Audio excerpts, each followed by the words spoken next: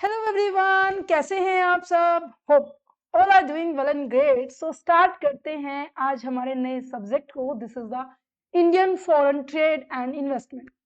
हम अब next subject की ओर बढ़ चुके हैं। अब हम MCO 015 करने वाले हैं। MCO 015 करने वाले, और इससे पहले मैं आपको बता देती हूँ, ठीक है, मैं आपको बता देती हूँ जो भी आपके सब्जेक्ट की लिस्ट है ना, वो ऑलमोस्ट हमने कवर कर ली है। ये सभी प्लेलिस्ट आपको नजर आ रही होगी।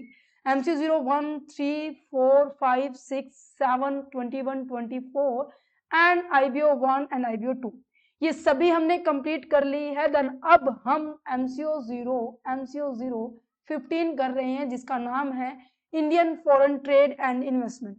इस पूरी बुक के अंदर ना हम फॉरेन ट्रेड कैसे करते हैं, फॉरेन इन्वेस्टमेंट कैसे करते हैं, कौन कौन सी टर्म कंडीशंस हमें फॉलो करनी पड़ती है।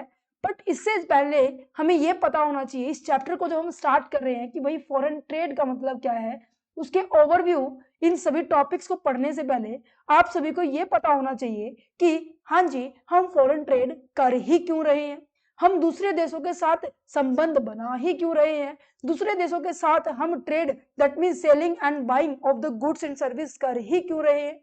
फर्स्ट हमें यही क्लियर होना चाहिए, फिर उसके बाद मैं ये आपको ही बता सकती हूँ कि आपके लिए चैप्टर बहुत इजी हो जाएगा, क्योंकि बहुत सारी टर्म हैं, बहुत सारी ऐसी टर्मिनोलॉजी है जो कि आपको जरूरी है क्लेरिफाई होना, क्योंकि यहाँ से आपका बेस स्टार्ट होगा यूनिट नंबर 1 से, और आगे जितनी भी यूनिट्स आएगी ये वहां पर ये छोटी छोटी जो टर्मिनोलॉजी है वही यूज होंगी। सो मैं इंश्योर करती हूँ कि आपको हर टॉपिक को मैं डिटेल में डिस्कस करेंगे, जैसे कि हमने लास्ट काफी सारी वीडियोस लेक्चर हमने प्रोवाइड की है, और साथ ही साथ आपकी जो प्रीवियस ईयर क्वेश्चंस है उनका आंसर क्या रहने वाला है, उन क्वेश्चंस को भी हम डिस्कस करें। Let's start. This is Tanu Tiptan, your commerce educators. Let's start our today lecture. This is the overview of the foreign trade. Just a second. तो चलो, फॉरेन ट्रेड को समझने से पहले मैं आपको ये बताती हूँ कि हाँ जी, फॉरेन ट्रेड का कॉन्सेप्ट आया ही क्यों है। चलो, तो सबसे पहले जानते हैं, पहले आप मुझे ये बताइए कि जब भी कभी घर में, फॉर एग्जाम्पल, छोटा सा एग्जाम्पल लेते फिर मैं उसको रिलेट करूंगी, ठीक है। मान लीजिए आपके घर में क्या है, फंक्शन है बच्चे, ठीक है, आपके घर में फंक्शन है, और मान लीजिए आपके पापा जी हैं, उनकी शॉप है, मान लीजिए वो है हलवाई, ठीक है, उनकी स्वीट्स की शॉप है, ठीक है, उनकी स्वीट्स की शॉप है। और अब देखो, शादी के अंदर हमें काफी सारी चीजों की रिक्वायरमेंट होती है। यस, हमें हमें गारमेंट्स की भी रिक्वायरमेंट होगी, हमें ऑर्नामेंट्स की भी रिक्वायरमेंट होगी, हमें स्वीट्स की तो है ही रिक्वायरमेंट्स, हमें बहुत सारी, हमें जब शादी होती है घर में, सो हम क्या करते हैं, घर में डेंट पेंट भी करवाते हैं, कंस्ट्रक्शन का काम भी करवाते हैं। दैट मीन्स हम चाहे अपने एक बिजनेस को ऑपरेट कर रहे हैं, ओके, हम स्वीट्स का बिजनेस ऑपरेट कर रहे हैं, पर कहीं ना कहीं हम दूसरे फैक्टर्स के ऊपर भी डिपेंडेंट है। क्या एक व्यक्ति सभी तरीके का बिजनेस कर सकता है? अगर करेगा तो वो प्रॉफिटेबल सिचुएशन में नहीं रह सकता, क्योंकि हर चीज को प्रॉपरली मैनेज करना it's a too difficult. Yes या नो? यस या नो? सेम इसी तरीके से इस कॉन्सेप्ट को अगर मैं नेशनल लेवल पे ले जाऊं, अगर मैं इसको इंटरनेशनल लेवल पे ले जाऊं, तो कहने का मतलब ये होगा कि कोई भी कंट्री जो है हमारी, कोई भी कंट्री ऐसा नहीं है कि वो हर चीज में स्पेशलाइज्ड होगी। मींस कि हर चीज उसके पास हर चीज इकोनॉमिकली मिल जाती होगी, दैट मीन्स सस्ती से प्रोवाइड हो जाती होगी। जैसे कि मैं कहूँ कि हमारे यहाँ पर हमें गारमेंट्स का प्रोडक्शन हमारे यहाँ पे होता है, ठीक है, एग्रीकल्चर का प्रोडक्शन होता है, हमारे यहाँ पर सर्विसेज होती है, जैसे कि इंश्योरेंस की सर्विस होगी, मेडिकल सर्विसेज होगी, टेलीकम्युनिकेशन की सर्विसेज होगी है, एजुकेशन सर्विस हो गई है। अच्छा, तो यहाँ पर हर तरह की सुविधा एक कंट्री के अंदर एबेंडेंट में होना, मीन्स की ज्यादा क्वांटिटी में होना, ये बहुत ही कम पाया जाता है। इसी वजह से क्या किया जाता है, कंट्री क्या करती है, ऐसे देश की ओर देखती है कि जहां से उसकी जो भी कमी है उसको पूरा किया जा सके। फॉर एग्जाम्पल, जैसे इंडिया के अंदर हम मोस्ट ऑफ क्या करते हैं, हमारे इंडिया क्या है, कृषि प्रधान देश है। यस, यहाँ पर सबसे ज्यादा एग्रीकल्चर जो प्रोडक्ट्स होते हैं वो ज्यादा अबेंडेंस में प्रोड्यूस की जाती है। यस या नो? क्योंकि हमारे पास वो सारे रिसोर्सेज है, हमारे पास जो क्लाइमेट है, हमारे पास जो मिट्टी है, वो सारी की सारी, हमारे पास जो नॉलेज है उसको ग्रो करने के लिए, राइट, वो सभी चीजें हैं। यस या नो? बट हमारे पास किस चीज की कमी है, मान लीजिए, जैसे ऑब्वियस है, हमारे यहाँ पर टेक्नोलॉजी इतनी नहीं है, राइट। ऑटोमोबाइल्स के अंदर अगर एग्जांपल लिया जाए जापान बहुत आगे है, यस या नो। तो हर एक कंट्री क्या है, कहीं ना कहीं किसी ना किसी फैक्टर में स्पेशलाइज्ड है। और क्या होता है कि जिसमें वो ज्यादा स्पेशलाइज्ड होती है वो उस चीज को ज्यादा प्रोड्यूस करेगी, क्योंकि ज्यादा प्रोड्यूस करने का मतलब पता है क्या होता है, पता है क्या होता है, वो मान लीजिए जैसे हमारे इंडिया के अंदर व्हीट है, ठीक है, और आपके पास राइस है, ये सारी की सारी जितनी भी एग्रीकल्चर की आइटम्स है वो इंडिया क्या कर रहा है, प्रोड्यूस बहुत ज्यादा कर रहा है, ठीक है, इंडिया बहुत ज्यादा प्रोड्यूस कर रहा है।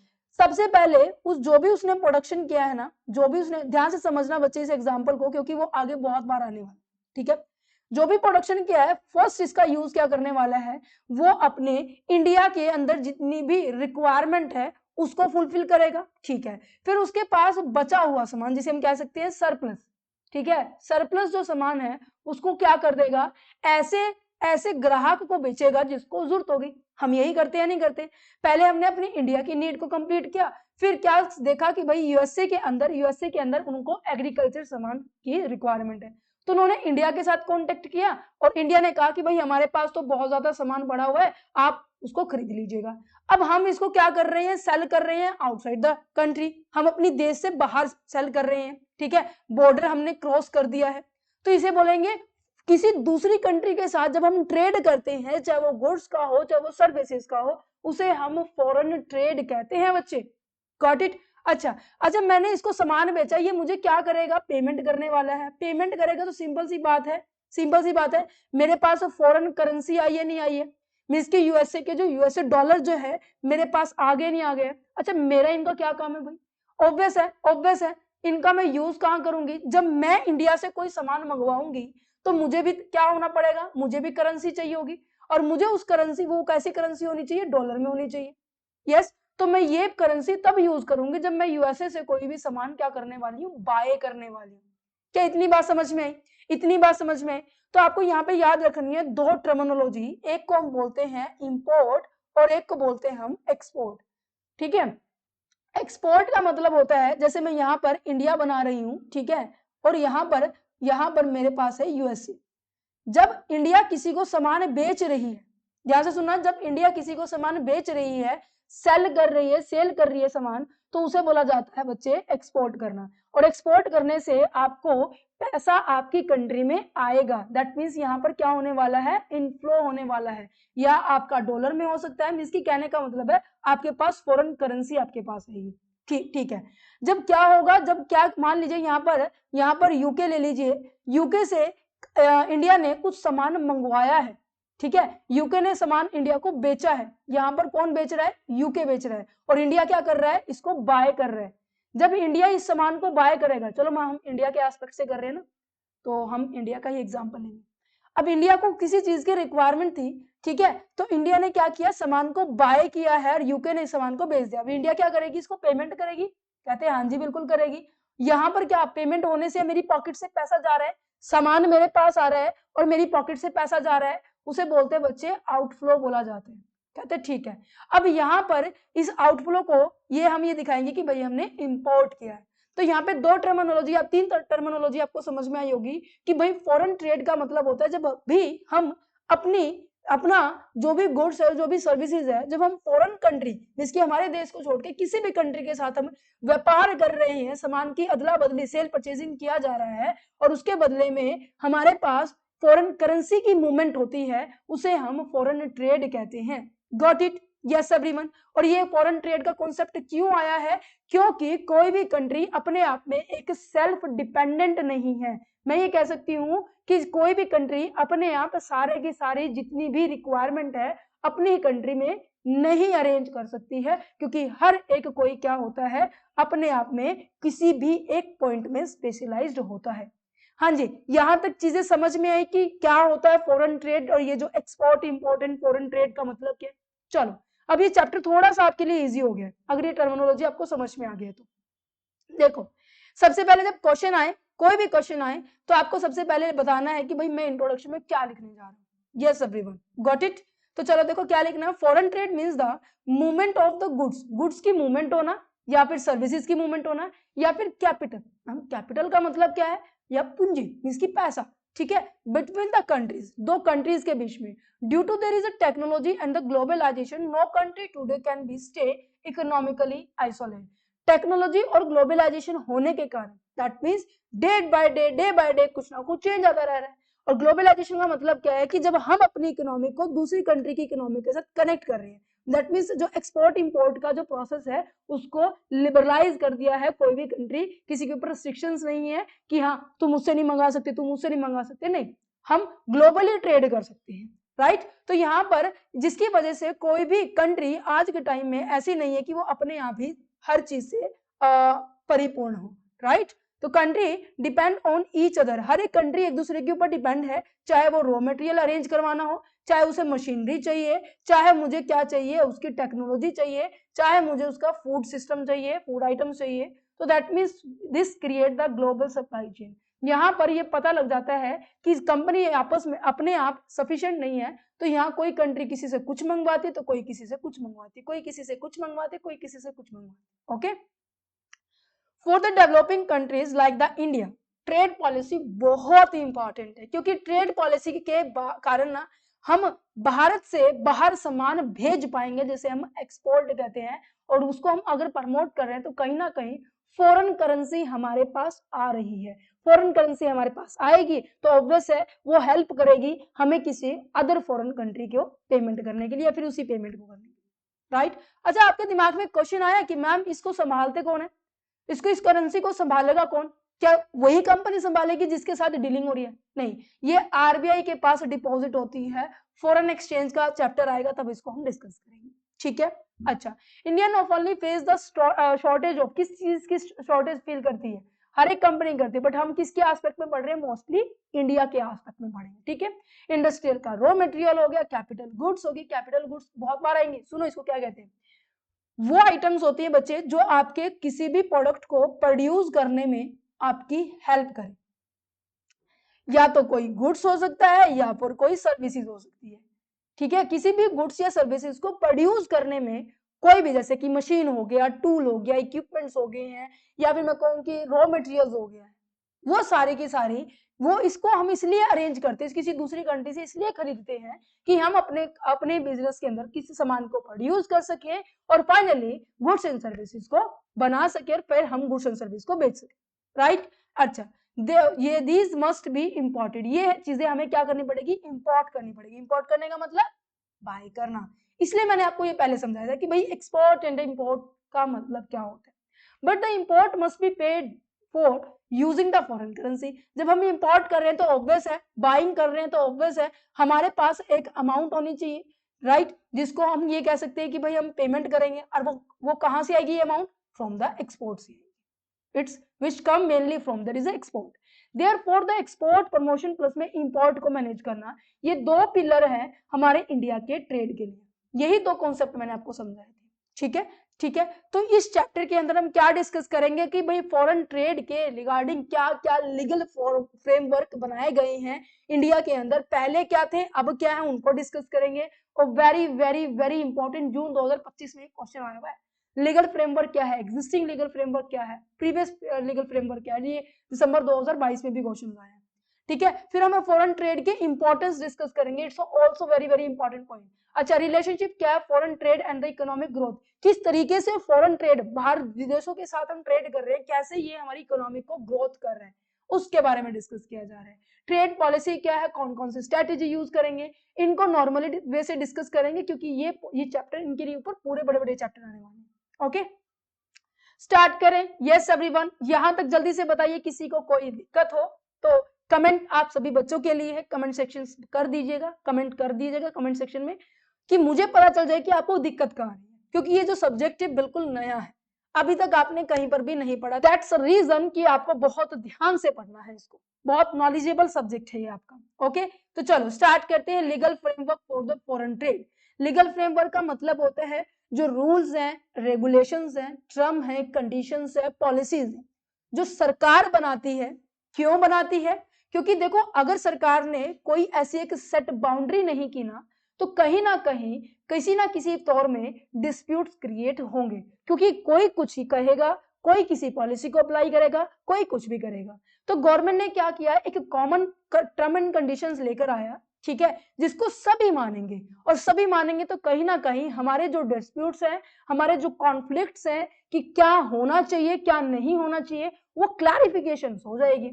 सो यहाँ पे लीगल फ्रेमवर्क क्या है, जो कानूनी टर्म एंड कंडीशंस दी गई है, किसके रिगार्डिंग, फॉरेन ट्रेड के रिगार्डिंग।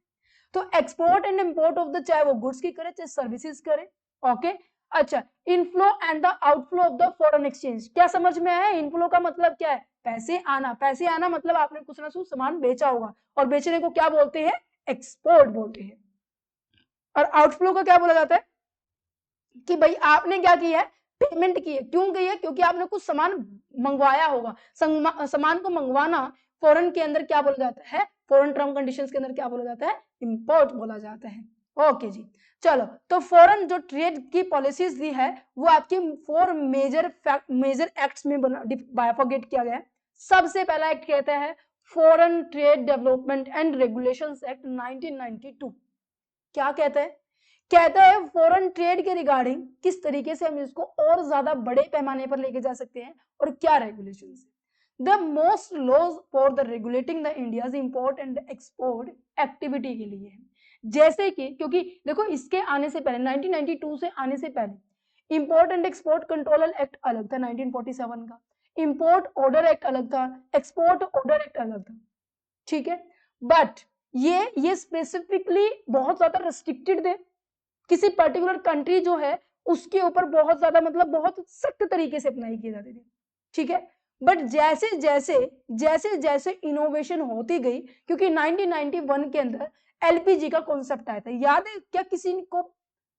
हमने ग्रेजुएशन में भी पढ़ा हुआ है, लिबरलाइजेशन, प्राइवेटाइजेशन एंड ग्लोबलाइजेशन, ये कॉन्सेप्ट लाया गया था। These laws were the restrictive and the not suitable for the liberal global economic.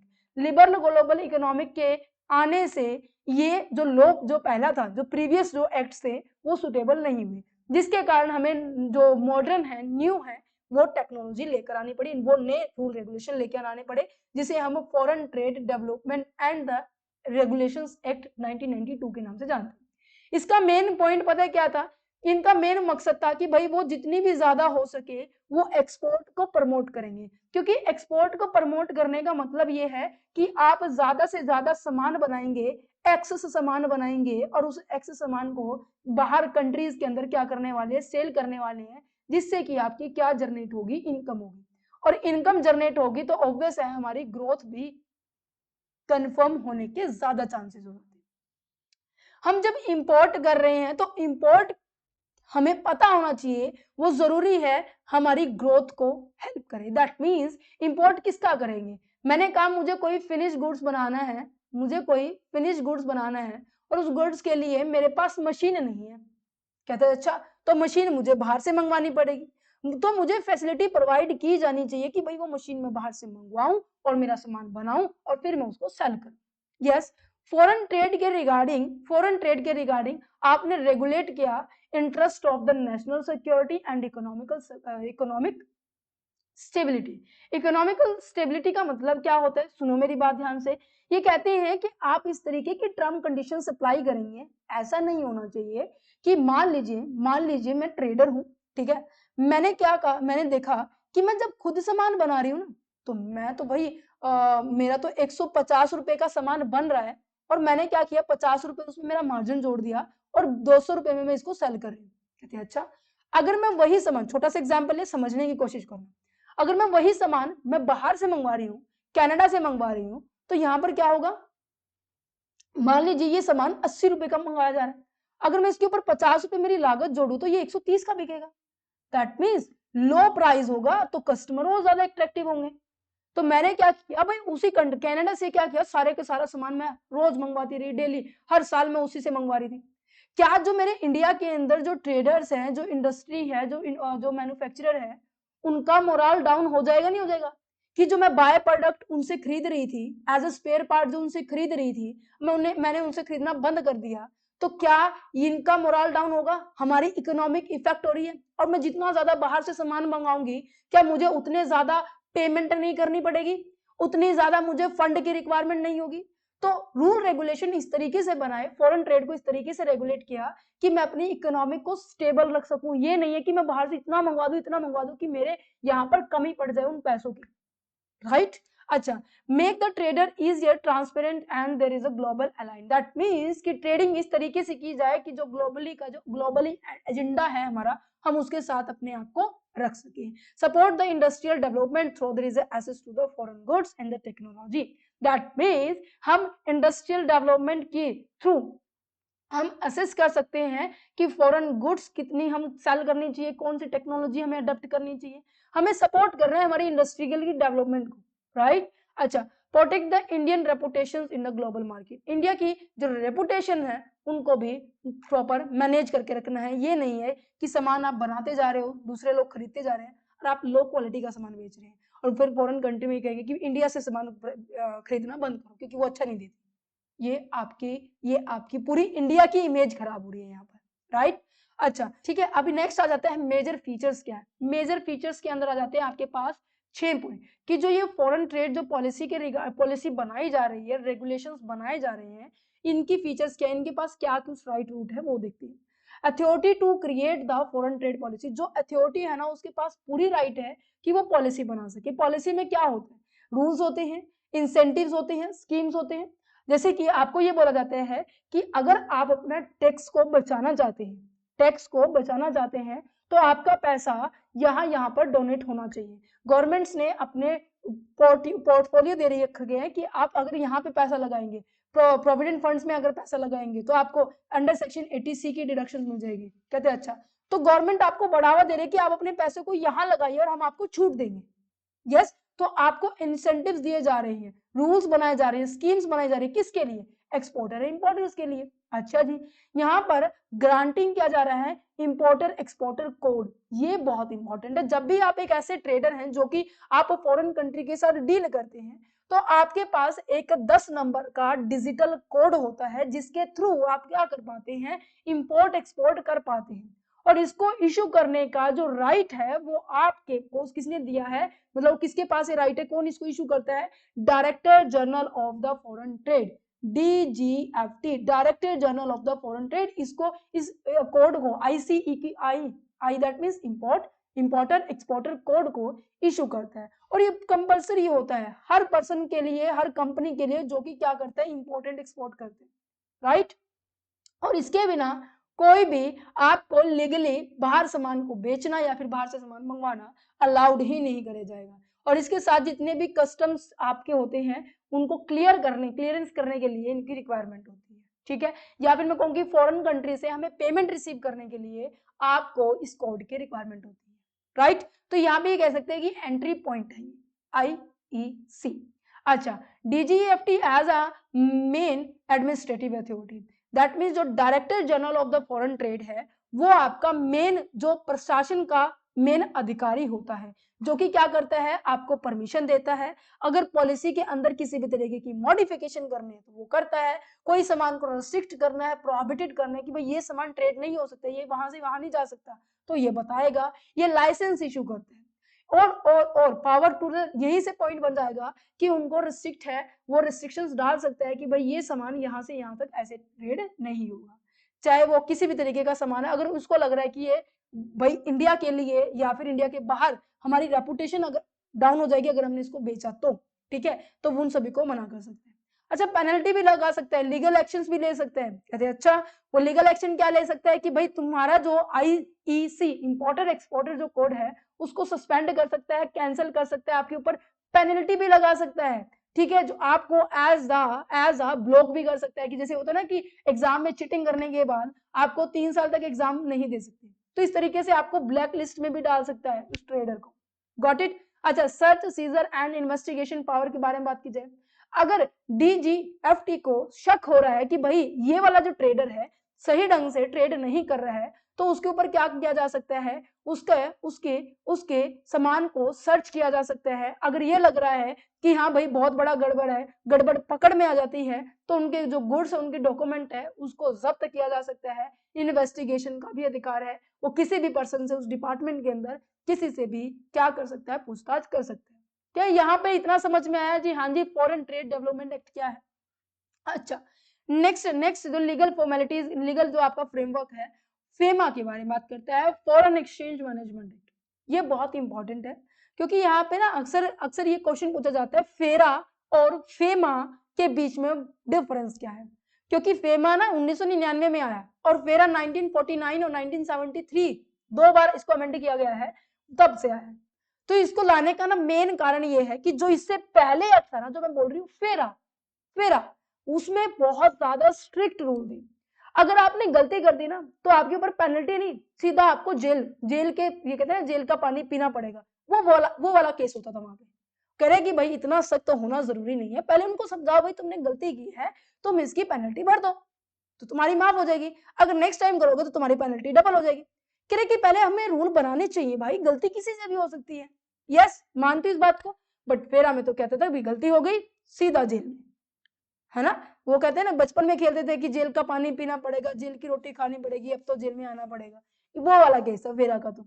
तो यहाँ पे फेमा की फुल फॉर्म याद कर लीजिएगा, फॉरेन एक्सचेंज मैनेजमेंट एक्ट 1999 के अंदर ये बताता है कि इसने बताया किसके ऊपर रूल्स रेगुलेशन बनाए, फॉरेन के थ्रू हम कोई भी एक्सचेंज कर रहे हैं, एक्सचेंज इन द सेंस समझ में आया जो हमने स्टार्टिंग में पढ़ा था, जो भी हम एक्सटर्नल पेमेंट कर रहे हैं, बाहर से हमने किसी से सामान मंगवाया है तो ऑब्वियस मुझे पेमेंट करनी पड़ेगी। अच्छा, इंटरनेशनल फाइनेंशियल जितनी भी ट्रांजेक्शन है उनकी रिकॉर्ड रखता है ये। अगर अगर अगर अगर मैं इससे पहले की बारे में बात करूं, बैकग्राउंड के बारे में बात करूं, exchange control in India start हुआ था वर्ल्ड वॉर सेकेंड के दौरान 1939 के, और उससे पहले इससे पहले इसको हमने किससे रिप्लेस किया, बहुत बार रिप्लेस किया, फेरा 1947, फेरा 1973, क्योंकि ये बहुत ज्यादा strict and criminal oriented concept था, बहुत ज्यादा स्ट्रिक्ट था। तो यहाँ पर फेमा को रिप्लेस किया गया था फेरा के साथ, ठीक है, 1999 के अंदर। अच्छा, फेमा क्यों लाया गया था, इसको रीजन समझ लेना, क्योंकि ये जो रीजन है ना, ये सारे की सारी फेरा के डिसएडवांटेज है। कहते हैं कि जो फेरा है ना, वो फेमा मैनेजमेंट एक्ट जो है, वो चीजों को लिबरलाइज की ओर लेके जा रहा था, मींस कि बहुत मतलब गवर्नमेंट का जो रूल रेगुलेशन, जो स्ट्रिक्ट कंडीशंस रेगुलेशन कंट्रोल था ना, उसको थोड़ा सा लिबर कर रहे हैं। ओके, अच्छा, बिजनेस को फ्रेंडली नेचर का बना रहे हैं, ये नहीं है कि भाई ऐसे मतलब कहते हैं ना कि टीचर और स्टूडेंट में रिलेशनशिप टीचर एंड स्टूडेंट्स का होता है, पर कहीं ना कहीं इनडायरेक्टली जो चीजों को समझा रहे हैं तो उसे जरूरी है कि उनको उनके बीच में एक अलग संबंध हो, राइट, मतलब कि वो उनकी प्रॉब्लम को समझ सके, ग्राउंड लेवल तक की बारे में बात की जा रही है, ठीक है।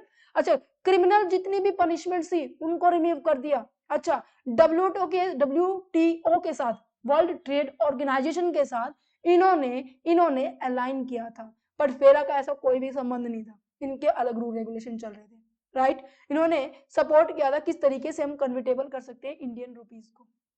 ऑब्जेक्टिव क्या है फेरा के, कि भाई एक्सटर्नल जितनी भी ट्रेड हो रही है, पेमेंट हो रही है, उनको हम इजी टू अंडरस्टैंड बना सके, और जो फॉरेन एक्सचेंज मैनेजमेंट है उनको ऑर्डरली एंड स्टेबल बना सके। ये नहीं है कि लोग डरते रहें, कुछ ना कुछ गड़बड़ करते रहें, और ये भी होता है ना डर डर के मारे हम बहुत कुछ गलत कर देते हैं, है ना।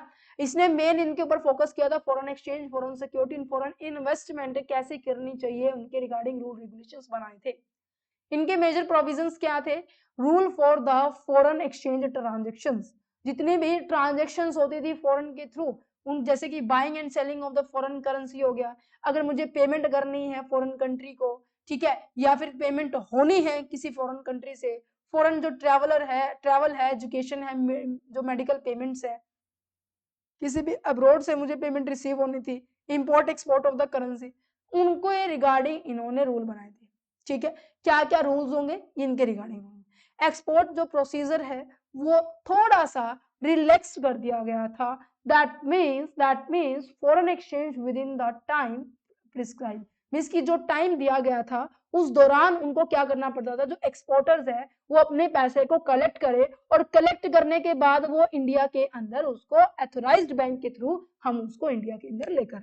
अच्छा, फॉरेन इन्वेस्टमेंट के रिगार्डिंग जैसे कि एफडीआई है, फॉरेन डायरेक्ट इन्वेस्टमेंट है, फॉरेन पोर्टफोलियो इन्वेस्टमेंट है, फॉरेन एफडीआई का मतलब ये होता है, ठीक है, और जॉइंट वेंचर्स है, जो कि आपकी ब्रांचेस होती है, या फिर रियल एस्टेट में आप इन्वेस्ट कर रहे हैं तो उनके रेगुलेशंस लेकर आया था। ठीक है, आ रहा है समझ में? अच्छा, नेक्स्ट जाता है पेनल्टी का केस। जो फेमा है ना, वो कहती है कि भाई पेनल्टी, अगर कुछ भी वायलेशंस कर देते हो आप, कुछ भी लॉ को नहीं फॉलो कर रहे, रूल रेगुलेशन आपने तोड़ दिया है, तो आपके पास क्या होने वाले हैं, एक मॉनेटरी पेनल्टी लगेगी, ना कि आपको प्रिजनमेंट का केस मिलने वाला। नहीं, ऐसा कुछ नहीं।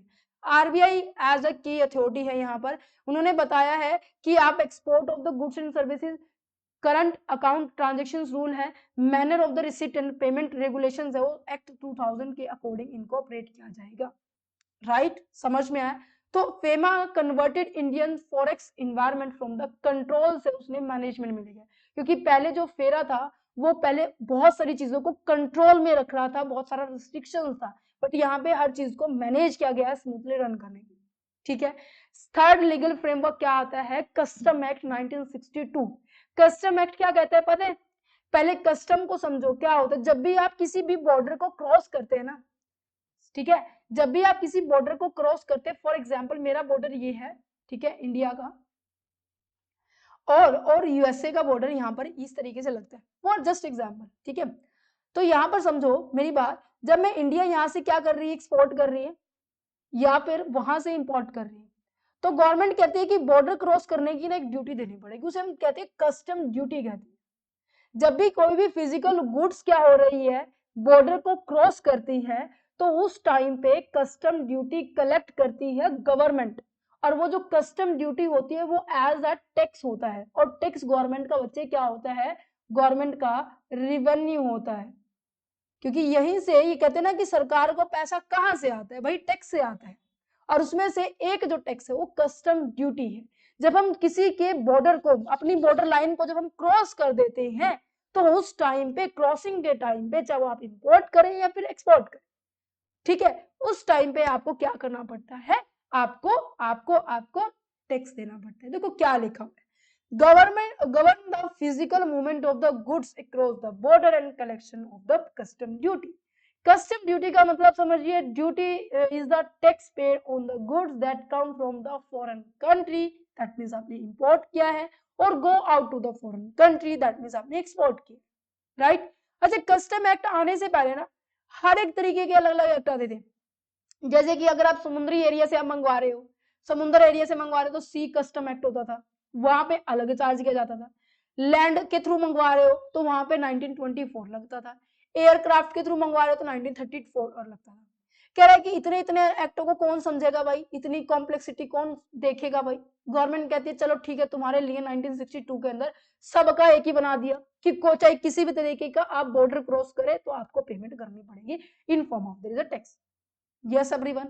तो create one consolidate law for all the mode of the transportations, जिसे हम कहते हैं कस्टम ड्यूटी एक्ट 1962। इसका मेन उद्देश्य पता है क्या था, कि वो जितने भी एक्सपोर्ट हो रहे हैं, जितने भी इंपोर्ट हो रहे हैं, देखो बॉर्डर क्रॉस कर रहा है तो कहीं ना कहीं उसको पता होगा कि किस गुड्स को वो एक्सपोर्ट करने के लिए, इंपोर्ट करने के लिए परमिशन दे सकते हैं, क्योंकि यहाँ पे ना आपने सुना होगा कस्टम के यहाँ पे हमारी जॉब लगती है। यस, तो वो चीजें पर्सन, वो चीजें यही इंस्पेक्ट करते हैं, सबसे पहले उनकी ट्रेनिंग होती है। हम किन चीजों को प्रिवेंट करते हैं कि भाई आप किसी भी तरीके की स्मगलिंग ना करें। अगर आप स्मगलिंग कर रहे हैं तो आपके ऊपर सर्च, सीजर और अरेस्ट का एक्शन लिया जा सकता है। फिर आपके पास क्या ड्यूटी है, क्या फीचर है, कि आप भाई रिवेन्यू जनरेट करने के लिए आप जरूरी है कि जब भी आप बॉर्डर क्रॉस कर रहे हैं तो वहां से जो भी अमाउंट बनता है उसे कलेक्ट करें। ठीक है, अच्छा जी, act on behalf of the other agencies, that means हर जितने भी प्रोडक्ट्स हमारे यहाँ पर इंडिया के अंदर अवेलेबल है, उन सब के एक्ट्स बने हुए हैं। राइट, जैसे कि फूड सेफ्टी का है, एनवायरमेंट लॉ का है, ड्रग एंड कॉस्मेटिक्स का है, वाइल्ड लाइफ का है, एंटी डंपिंग रूल्स है, हजार्डस गुड्स रूल्स है। इन सब को भाई उनको पता होना चाहिए किन चीजों को हमें फॉलो करना है, क्या चीज हम नहीं कर सकते, ये सभी चीजें हमें पता होना चाहिए। ठीक है, ट्रेड स्टैटिस्टिक्स का मतलब होता है कि भाई ऑन पेपर रिकॉर्ड होना, कितनी बार ये कंपनी यहां से वहां ट्रेड कर रही है।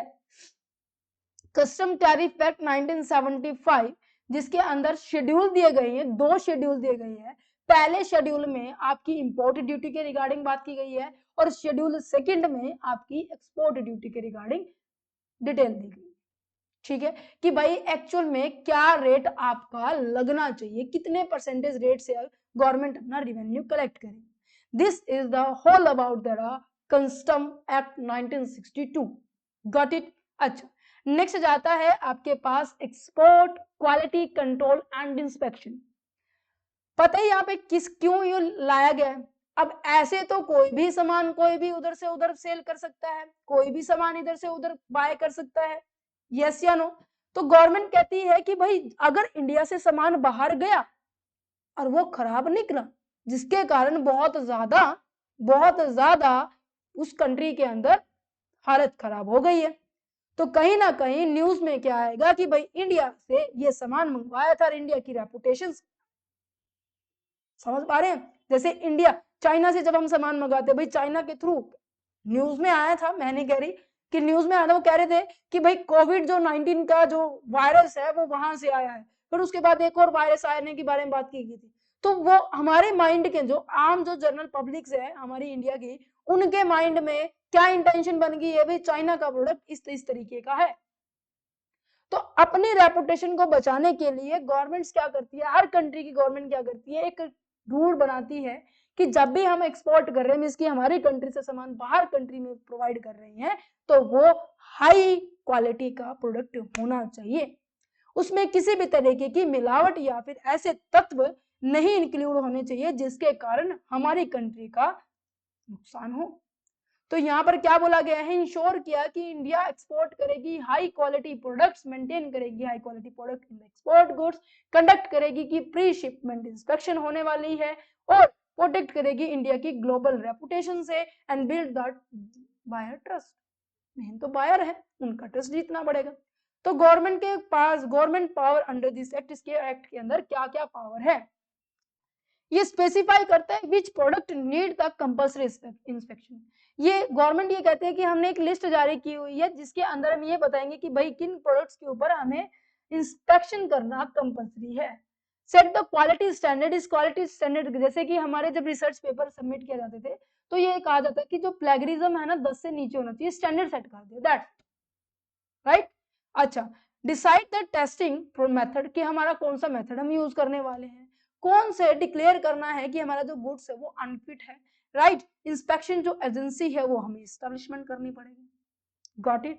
और एग्जामिशन की लिस्ट लंबी चौड़ी दी गई है, बट मैंने यहाँ पे थोड़ी बहुत रखी है, मींस की जो एक स्टैंडर्ड में अपने आप को कोई कंपनी ने, जैसे कि ISI का मार्क होता है, एग मार्क होता है, इंटरनेशनल जो अप्रूव्ड मार्क होते हैं, अगर मैं उसके अंदर रहकर अपनी कंपनी के अंदर सामान प्रोड्यूस कर रही हूँ तो डेफिनेटली मेरे ऊपर कोई इंस्पेक्शन नहीं होगी, या फिर गवर्नमेंट के थ्रू आपको एक सर्टिफिकेट दिया गया है कि जिसके ऊपर ये लिखा हो कि नो इंस्पेक्शन नीडेड, तो कोई जरूरत नहीं। यस, तो बॉडी अंडर दिस एक्ट कौन कौन सी है, एक्सपोर्ट इंस्पेक्शन काउंसिलिंग है, एक्सपोर्ट इंस्पेक्शन एजेंसी है, इनका बस यही काम है। काउंसिलिंग काउंसिल तो क्या करती है, rules and procedure and the quality system को फ्रेम करती है, जो कि 1964 में आई थी, और गवर्नमेंट के द्वारा ये एक तरह से कि ये ऐसी है कि गवर्नमेंट की एडवाइजरी बॉडी है जो एडवाइस देते हैं कि सर इस तरीके से रूल बन सकते हैं, सर इस तरीके से रूल बन सकते हैं। और एजेंसी का मतलब ये मेन काम क्या होता है कि वो गुड्स को इंस्पेक्ट करती है, वो टेस्ट करती है कि सही ये रिलायबल सप्लायर है या नहीं है जो यहाँ से सामान भेज रहे हैं। अच्छा, इसके अलावा और भी रेगुलेशंस है, जैसे कि डोमेस्टिक सेफ्टी लॉज है, ठीक है, एनवायरमेंट लॉ है, टेक्निकल स्टैंडर्ड्स लॉ है, ट्रांसपोर्टेशन रेगुलेशन है, शिकागो कह रही हूँ, कार्गो इंश्योरेंस का जो है लॉ है। इनको बस आपको गो थ्रू करना है, बट हाँ ध्यान से ऊपर वालों को बहुत अच्छे तरीके से करना है। जून मैं आपको दिखा भी देती हूँ, ये पेपर में क्वेश्चन आया हुआ है, पहले मैं आपको यही दिखाऊंगी, ठीक है। कहाँ गया प्रीवियस ईयर क्वेश्चन, ये चैप्टर बहुत बड़ा है, डिटेल में पढ़ेंगे, बहुत मजा आएगा। देखो, examine the existing legal framework for the foreign trade in India, got it. समझ पा रहे हैं। चलो, तो अब नेक्स्ट पढ़ते हैं हमारे इंपॉर्टेंस के ऊपर कि भाई इंटरनेशनल ट्रेड के इंपॉर्टेंस क्या है, क्यों हम इंटरनेशनल ट्रेड कर रहे हैं और जिससे कि हमें फायदा क्या होगा वो बताएंगे। अब ये तो समझ में आ गया भाई, इंटरनेशनल ट्रेड का मतलब है हम कुछ ना कुछ सेल और बाय कर रहे हैं, अगर वो सेल हम अपनी विद इन अ कंट्री कर रहे हैं तो वो इंटरनेशनल नहीं, नेशनल ट्रेड कहलाएगा। अगर मैं उसको अपनी बॉर्डर कंट्री की जो बॉर्डर है वो क्रॉस कर रही हूँ तो वो इंटरनेशनल बन जाएगा, जिसके कारण इट्स एग्जिस्ट ये क्यों करता है, because no country has all the resources and each country is good at producing certain things, got it. अच्छा, तो सबसे पहले इसके 11 मेजर, ये भी क्वेश्चन एग्जाम में आया हुआ, ध्यान से सुना। अब मैंने कहा जैसे मैंने आपका यहाँ पे एग्जांपल दिया, भाई मैंने इतना प्रोडक्शन किया, मैंने राइस को, मैंने चावल को, मैंने चाय को, मैंने गेहूं को, मैंने बाजरा को, जो भी इंडिया के अंदर एग्रीकल्चर से सामान बनता है, जैसे दालें होगी हमारे यहाँ पे, पल्सेस हुए, मैंने इतना एक्सेस में प्रोड्यूस किया कि भाई मेरे इंडिया की नीड तो क्या हो चुकी है, फुलफिल हो चुकी है। कहते हैं हाँ जी बिल्कुल हो चुकी है। अब मेरे पास सामान क्या बच गया, सरप्लस में बच गया। तो मैं क्या करूंगी, ये सरप्लस जो सामान है मैं उस कंट्री को सप्लाई करूंगी जिसको जरूरत होगी। तो क्या लिखा हुआ, greater availability of the goods and the service. ठीक है, जो भी गुड्स है, जो भी सर्विसेज है, आप ज्यादा अवेलेबिलिटी होगी तो ऑब्वियस है हम दूसरी कंट्री को सेल कर सकते हैं। Country get the goods they can't be produce और can't be produce cheaply. That means मान लीजिए यूएसए के अंदर एग्रीकल्चर करना, ठीक है, मान लीजिए जैसे हमने कहा कि हमने गेहूं उगाया है, ठीक है, और हमने मान यहाँ पे इंडिया रख ले लीजिएगा। इंडिया में जब हम गेहूं उगा रहे हैं तो हम 10 एम्प्लॉय का यूज करके मैं क्या कर रही हूँ, 1 क्विंटल गेहूं को, मतलब मैं उगाने से, मतलब कि स्टार्टिंग से लेकर, ठीक है, एंड तक का काम कर रही हूँ। ठीक है, बट यहाँ पर मुझे 10 की बजाय 20 क्या पता मुझे 30 एम्प्लॉय की जरूरत पड़ रही है, फिर जाके मैं क्या कर रही हूँ, मेरे उसी same as it is 1 quintal को मैं प्रोड्यूस कर रही हूँ। अब यहाँ पे देखो रिसोर्सेज किसके ज्यादा यूज हो रहे हैं, यूएसए के ज्यादा हो रहे हैं, मतलब कि वो स्पेशलाइज्ड नहीं है, उसके अंदर उसकी ज्यादा स्किल नहीं है। हाँ, तो स्किल नहीं है तो अब ये देखो 30 एम्प्लॉय को सैलरी देगा, वेजेस देगा, तो इसके लिए कॉस्ट क्या आने वाली है, कॉस्ट इसकी बढ़ने वाली है, और हमारी कॉस्ट क्या है, इसके कंपैरिजन में कम है। यस या नो? अच्छा, तो यहाँ पर देखो country get the goods they can't be produce, या तो ऐसा है कि वो बिल्कुल ही प्रोड्यूस नहीं कर सकते, उनकी वहां पे ऐसा भी हो सकता है कि मान लीजिए यूएसए के अंदर जो आपका क्लाइमेट है वो आपको फेवर ही नहीं कर रहा कि भाई आप सामान प्रोड्यूस करो, कहते हैं अच्छा, या फिर ऐसा, अच्छा प्रोड्यूस कर सकते हो बट वो चीप नहीं है, मतलब सस्ता नहीं प्रोड्यूस करे, महंगा हो रहा है, तो क्या होगा, तो इंटरनेशनल ट्रेड अलाउ करता है उस कंट्री को कि भाई तुम क्या कर लो, सामान बाहर से मंगवा लो, इंपोर्ट कर लो, दैट मींस बाय कर लो। गुड्स नॉट अवेलेबल लोकली, जब अगर गुड्स आपके पास लोकली अवेलेबल नहीं है, अगर goods that are the costly to the produce, आपके यहाँ पर लोकली अगर आप प्रोड्यूस करें तो बहुत महंगा पड़ रहा है, ठीक है, तो इस केस में क्या करने वाले हैं, आप बाहर से सामान मंगवाएं। तो greater availability of the goods and services की हमें फीचर प्रोवाइड करते हैं, मींस की जिस चीज की हमारे पास कमी है, जिस चीज का हमारे पास रिसोर्सेज कम है, तो हम क्या करेंगे, हम बाहर से मंगवाएंगे। जैसे इंडिया क्या करती है, बाहर से क्या चीज मंगवाती है, इंपोर्ट क्या करती है, पेट्रोल करती है, कैपिटल गुड्स करती है, ठीक है, यूएसए क्या इंपोर्ट करता है, आप कॉफी करते हैं, शुगर करता है, यूके क्या इंपोर्ट करता है, टी करता है, फूड आइटम्स करता है। देखो सबकी अपनी अपनी कमी है, इंडिया के अंदर पेट्रोल की कमी है तो इंडिया क्या करे, बाहर से पेट्रोल मंगवा रही है। कैपिटल गुड्स दैट मींस कोई भी मशीन हो गया, टूल हो गया, टेक्नोलॉजी होगी, वो मंगवा रही है। यूएसए के पास कॉफी नहीं उगती, शुगर नहीं उगता अच्छी क्वांटिटी में, तो वो इंडिया से मंगवा रहा है। यूके में चाय नहीं प्रोड्यूस होती अच्छे से, वो इंडिया से मंगवा रहा है। तो क्या होता है कि ये ट्रेड क्या कर रहा है, हेल्प कर रहा है कंट्री को मैनेज करने में, जो भी अकाल की स्थिति होती है ना, फेमिन्स की जो स्थिति होती है, क्रॉप की जो फेलियर की स्थिति होती है, या फिर शॉर्टेज आ जाए, तो स्थिति को मतलब कि मेंटेन रखने के लिए इंटरनेशनल ट्रेड जरूरी होता है। अच्छा जी, better use of the country resources, इसका मतलब पता है क्या है, अब मैंने बोला कि भाई इंडिया के अंदर लेबर बहुत सस्ती है, जो इंडिया की जो लेबर है वो बहुत वाकई में बहुत सस्ती है, ठीक है, अगर मैं यहाँ पे इंडिया में हूं, मान लीजिए मैं यहाँ इंडिया में हूं, मैंने बोला इंडिया के अंदर आपके पास क्या है, लेबर बहुत सस्ती होती है, कहते ठीक है, यूके के अंदर, यूएसए के अंदर, जापान के अंदर टेक्नोलॉजी बहुत एडवांस है, उनके लिए ये चीज चीपेस्ट है, राइट। हम क्या पॉइंट पढ़ रहे हैं, better use of the company resources, that mean मेरे पास रिसोर्सेज का मतलब होता है जिनको यूज करके, बच्चे ध्यान से सुनना, रिसोर्सेज का मतलब क्या होता है, जिनको हम यूज करके फाइनली हम फाइनल प्रोडक्ट को प्रोड्यूस करते हैं। यस, तो मैं क्या कहूंगी कि मैं इंडिया के अंदर सबसे ज्यादा लेबर को यूज किया जाता है, मीन्स की मैन पावर को यूज किया जाता है, और उस मैन पावर को यूज करके हम फाइनली गुड्स को प्रोड्यूस करते हैं। तो मैं, मेरे पास जो भी रिसोर्सेज है उनका बेटर यूज करूं और ज्यादा से ज्यादा एक्सेस में प्रोड्यूस करूं, ठीक है। और आपको पता है एक बात, इसके साथ लिंक करो, मान लीजिए जैसे मैं आपको कहूं आपको कहूँ, मैं मेरा एग्जांपल लेती हूँ। फॉर एग्जांपल मैंने ये जो ऑफिस है, जो ये रूम है, ठीक है, मैंने रेंट पे लिया हुआ है, ठीक है, 50,000 रुपीज का किराया है, कहते हैं अच्छा रेंट है, ठीक है। अब मेरे पास यहाँ पे चाहे एक बच्चा है, क्या रेंट वाले अंकल जी ये कहेंगे कि हाँ जी तनु तुम्हारे पास अब की बार तो एक ही है, कोई बात नहीं, अब की बार ना रेंट मत दो, नेक्स्ट टाइम दे देना, हाँ जी, नहीं होगा। मैंने कहा कि मेरे पास 100 बच्चे आ गए हैं, 100 बच्चे आज आ गए हैं, ठीक है, अब अभी भी मेरा 50,000 रहने वाला है, तो मेरे पास रिसोर्सेज क्या है, ये रूम है, इस रूम का मैं बेनिफिट कैसे ले सकती हूँ, जितना ज्यादा एक्सेस में बच्चे आएंगे उतनी ज्यादा मेरी पर यूनिट कॉस्ट क्या होगी, कम होगी। मैम कैसे समझा रहे हो, समझो। मैंने कहा जब मेरे पास एक स्टूडेंट आया, मेरी कॉस्ट कितनी थी, फिक्स कॉस्ट कितनी थी, रेंट कितना था, 50 था।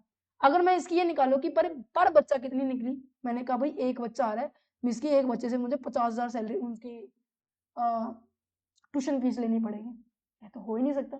फिर मैंने कहा कि भाई मेरे पास तो अब 100 बच्चे हो चुके हैं, कहते हैं हाँ जी, दैट मीन्स हर एक बच्चे से मुझे 500 रुपए ही चार्ज करने पड़ेंगे। क्या मेरी जो पर यूनिट कॉस्ट है वो देखो कितनी कम हो गई है। पहले मैं एक बच्चे से 50,000 लेने की बात कर रही थी, अब जैसे जैसे बच्चे बढ़ते गए वैसे वैसे मेरी कॉस्ट क्या होगी, कम होती गई। सेम कॉन्सेप्ट आपका बिजनेस में अप्लाई होता है। जैसे कि मैं कहूँ कि मैंने मशीन को ऑपरेट किया, एक बार मशीन चलाने में मेरा 10,000 का लागत आती ही आती है, चाहे उसमें मैं 1 यूनिट बनाऊं, चाहे उसमें मैं 100 यूनिट बनाऊं, चाहे मैं 1,000 यूनिट बनाऊं। अगर मैं जैसे जैसे यूनिट नंबर ऑफ यूनिट को बढ़ाती जाऊंगी तो वहां पे मेरी पर यूनिट कॉस्ट क्या होती जाएगी, कम होती चली जाएगी। देखो यहाँ पर पहले मेरी 10,000 आई जब मैंने 1 यूनिट प्रोड्यूस करी, जब मैंने 100 यूनिट प्रोड्यूस करी तो 100 रुपए आई, जब मैंने 1,000 यूनिट प्रोड्यूस करी तो मेरी हर को यूनिट के ऊपर लागत भी क्या हुई, कम आई। तो यहाँ पे यही बात की जा रही है, मैं अपने जो रिसोर्सेज है ना कंपनी का, मैं उनका बेटर यूज करूँ, right. When the country export, ये पढ़ो देखो, trade encourage the optimal and the efficient use of the national resources. हर एक नेशन के अलग अलग रिसोर्सेज मेन पॉइंट होंगे, ठीक है, समझ पा रहे हैं। When the country export but what they produce the best, क्या वो बेस्ट प्रोड्यूस कर सकते हैं, किन रिसोर्सेज को वो यूटिलाइज एफिशिएंटली कर सकते हैं, राइट। अच्छा एग्जाम्पल जो दिया मैंने आप समझ सकते हैं। अच्छा नेक्स्ट जाता है आपके पास division of the labour and the specialisation, that mean जिसमें आपकी स्पेशलाइजेशन है उसका प्रॉपर वे में बायफर्गेट कर दो। Country specialize in producing what they can produce best. Country क्या करेगी, अपने प्रोडक्ट को उस तरीके से प्रोड्यूस करेगी जिसमें कि वो बेस्ट है। जैसे मैंने बोला यूएसए क्या है, यूएसए क्या है, टेक्नोलॉजी में बेस्ट है, तो वो टेक्नोलॉजी का यूज करके सामान, कुछ कोई भी सामान को क्या कर रहा है, प्रोड्यूस कर रहा है। इंडिया लेबर में बेस्ट है तो लेबर का यूज करके वो क्या करेगा, सामान को प्रोड्यूस करेगा। एक कंट्री एक्सपोर्ट, एक कंट्री क्या करेगी, सामान को बाहर सेल करेगी, प्रोडक्ट को, it is efficiently at the producing, means कि जो वो अच्छे से बना सकती है, प्रोड्यूस कर सकती है, वो उसी को ही क्या करेगा, बाहर बेचेगा। और इंपोर्ट उसको करेगा जो कि उसको यहाँ अपनी कंट्री में बनाने में बहुत हैवी कॉस्ट आती है, बहुत ज्यादा मेहनत लगती है।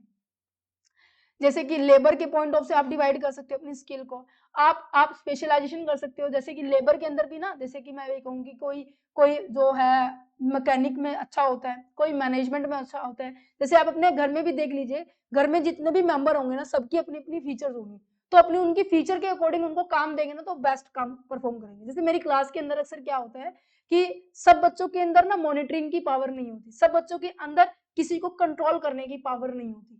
यस तो मैंने उनकी फीचर पता है, तो मैं क्या कर रही हूँ, उनको उनके हिसाब का ही काम देती हूँ, तो वो बहुत ज्यादा अच्छे तरीके से करती है। Got it. Enhance the competitiveness.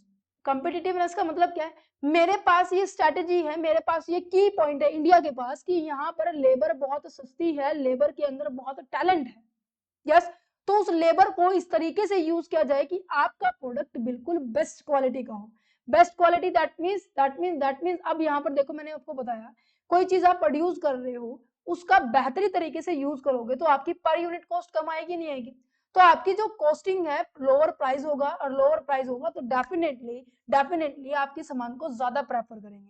और आप थोड़ा सा इनोवेशन की तरफ भी, मींस कि आपके प्रोडक्ट में कुछ ना कुछ चीजें नई ऐड कर दो, तो डेफिनेटली आप मार्केट में एक नई फीचर को लेकर आएंगे। International trade expose the domestic company to global competition to survive the industry must be, अगर किसी कंपनी को सर्वाइव करना है तो जरूरी है कि वो अपनी क्वालिटी हो गया, अपनी एफिशिएंसी हो गया, टेक्नोलॉजी को भी अडॉप्ट करना पड़ेगा। Okay, reductions in their is a cost of production, that means जब भी आप कोई सामान प्रोड्यूस कर रहे हैं तो उसकी लागत जो आए उसको कम करने की हमें कोशिश करनी चाहिए।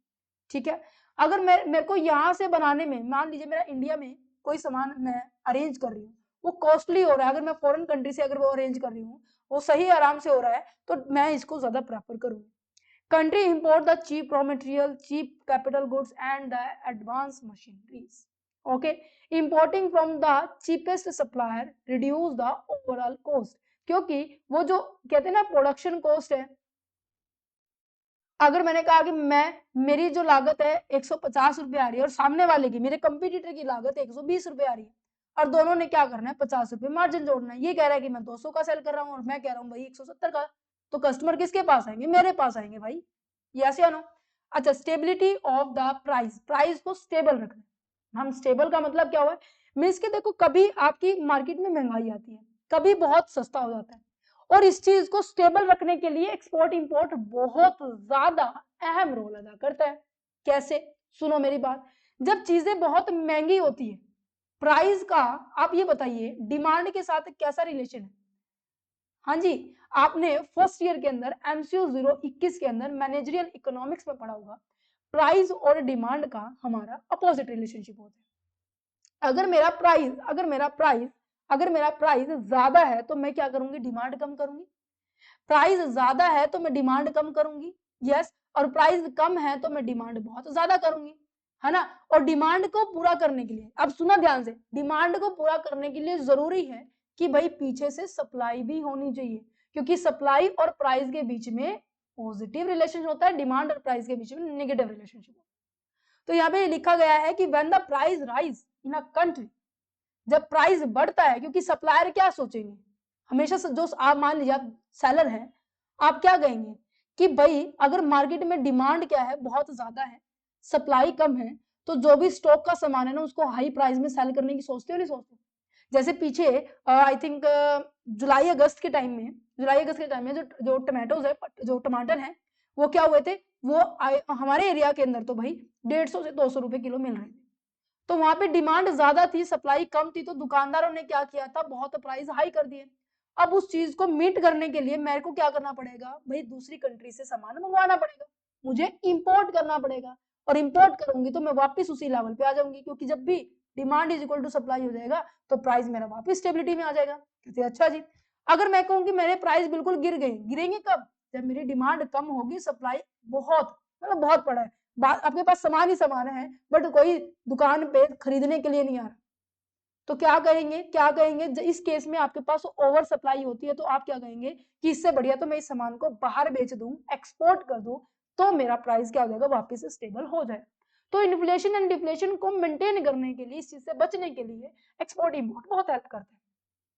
ग्रेटर एम्प्लॉयमेंट अपॉर्चुनिटी, ये तो है ही है भाई, सामान बना कौन रहा है, रॉ मटेरियल से फिनिश गुड्स कर कौन रहा है, आप चाहे इंडस्ट्रियल फैक्टर्स में है, चाहे आप गारमेंट फैक्टर्स के अंदर है, चाहे आप वेजिटेबल के अंदर है, आप मैकेनिकल हैं या टेक्नोलॉजी में, किसी भी सेक्टर में, किसी भी चीज को प्रोड्यूस करने के लिए आपको एम्प्लॉयमेंट चाहिए। तो जितना ज्यादा कोई भी चीज प्रोड्यूस हो रही है उतनी ज्यादा जॉब की अपॉर्चुनिटी आपके सामने आ रही है। High rate of the economic development का मतलब क्या होता है कि जब भी हम फॉरेन ट्रेड करते हैं तो वो इस तरीके से एज अ ग्रोथ के इंजन ऑफ द ग्रोथ का होता है, क्योंकि हम विदेश के साथ, किसी भी फॉरेन कंट्री के साथ लिंक बनाते हैं, उसको सामान बेचते हैं, वहां से पैसा आता है, हम उनसे सामान खरीदते हैं, हम पेमेंट करते हैं, कुछ ना कुछ चीज हमारे ओन ऐड होती है। अगर मैं कहूँ कि मेरे पास जो मैं इंपोर्ट कर रही हूँ, दैट मीन्स मैंने यहाँ पे क्या की होगी, पेमेंट की होगी, कहते हैं अच्छा जी, और मैंने कहा मैं यहाँ पर एक्सपोर्ट कर रही हूँ, दैट मीन्स यहाँ पर मेरे पास पेमेंट रिसीव हुई होगी, इनपुट्स आया होगा, इनफ्लो, इनपुट्स नहीं लिखना चाहिए था मुझे यहाँ पर इनफ्लो लिखना चाहिए, इनफ्लो आया होगा। अगर मेरी एक्सपोर्ट ज्यादा है, इसकी पैसे मेरे पॉकेट में ज्यादा आ रहे हैं और पेमेंट मुझे कम करनी पड़ रही है, फॉर एग्जाम्पल यहाँ पे मेरे को 50 करोड़ रुपए की पेमेंट करनी पड़ रही है, और 70 करोड़ मुझे रिसीव हो रहा है, दैट मीन्स 20 करोड़ का मैं अभी बेनिफिट में हूँ। तो क्या मेरी इकोनॉमिक में मैं दिखाऊंगी, क्या मेरी नेशनल जो पूरी ओवरऑल नेशनल इनकम है, ठीक है, वो बढ़ेगी नहीं बढ़ेगी? डेफिनेटली। तो आज के टाइम में जितनी भी डेवलपिंग कंट्रीज हैं वो इस चीज का यूज कर रही है अपने आप को ऊपर लाने के लिए, राइट? समझ में आ रहे हैं? अच्छा, contribute to the government revenue, government revenue को तो तुम्हें पता लग गया था, जब भी हम बॉर्डर क्रॉस करेंगे, चाहे कितनी बार बॉर्डर क्रॉस करें, आने में या जाने में आपको कस्टम ड्यूटी पे करनी पड़ेगी, वो गवर्नमेंट का रिवेन्यू है, ठीक है।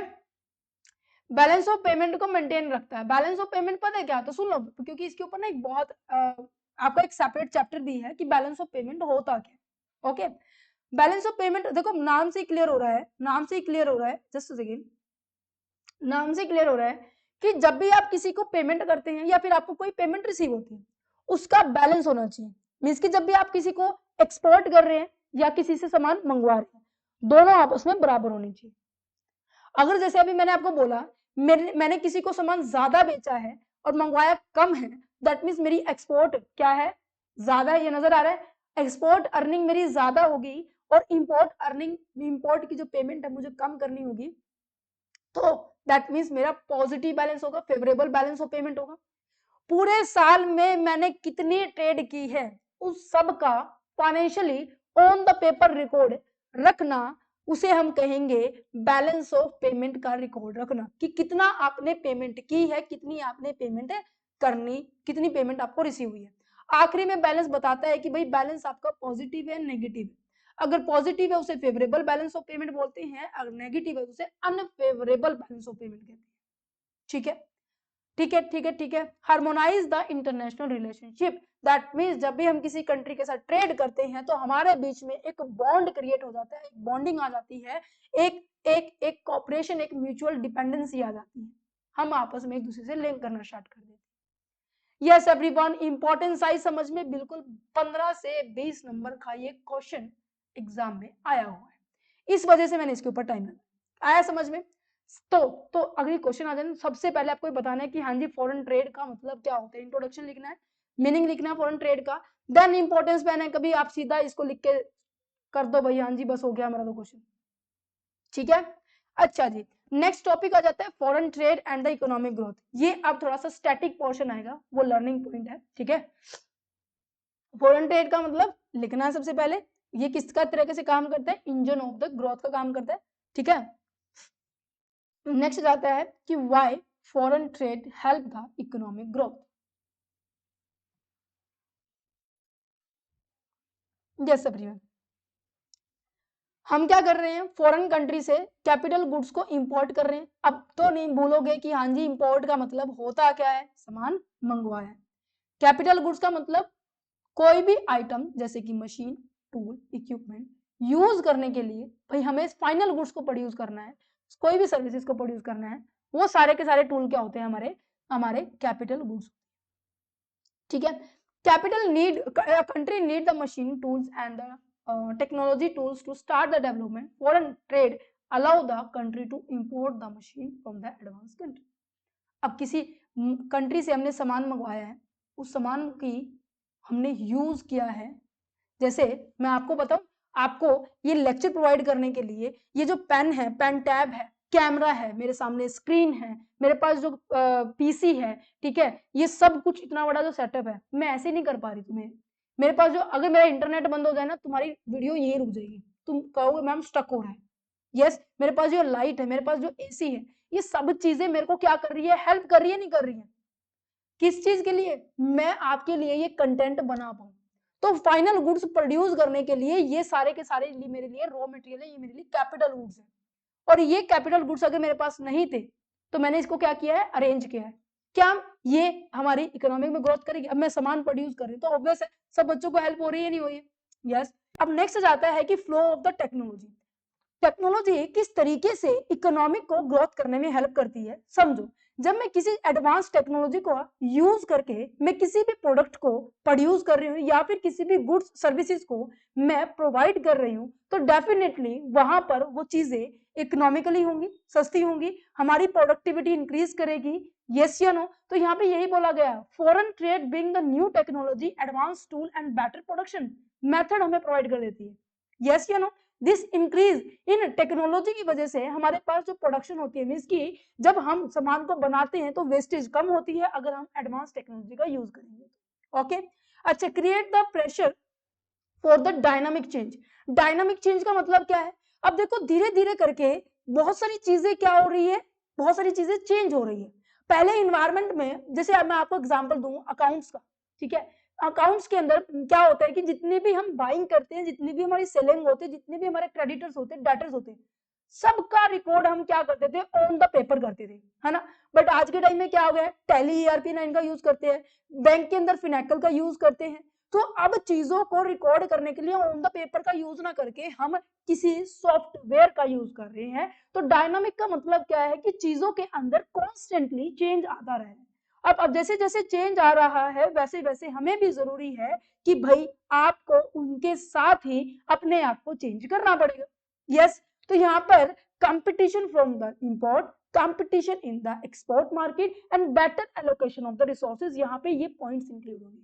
ऐसा क्यों, ये मैं ऑलरेडी बता चुकी हूँ। अगर मैं इंपोर्ट कर रही हूँ किसी भी प्रोडक्ट का, डेफिनेटली वो मेरे फाइनल प्रोडक्ट को बनाने में मुझे हेल्प कर रही है। ओके जी।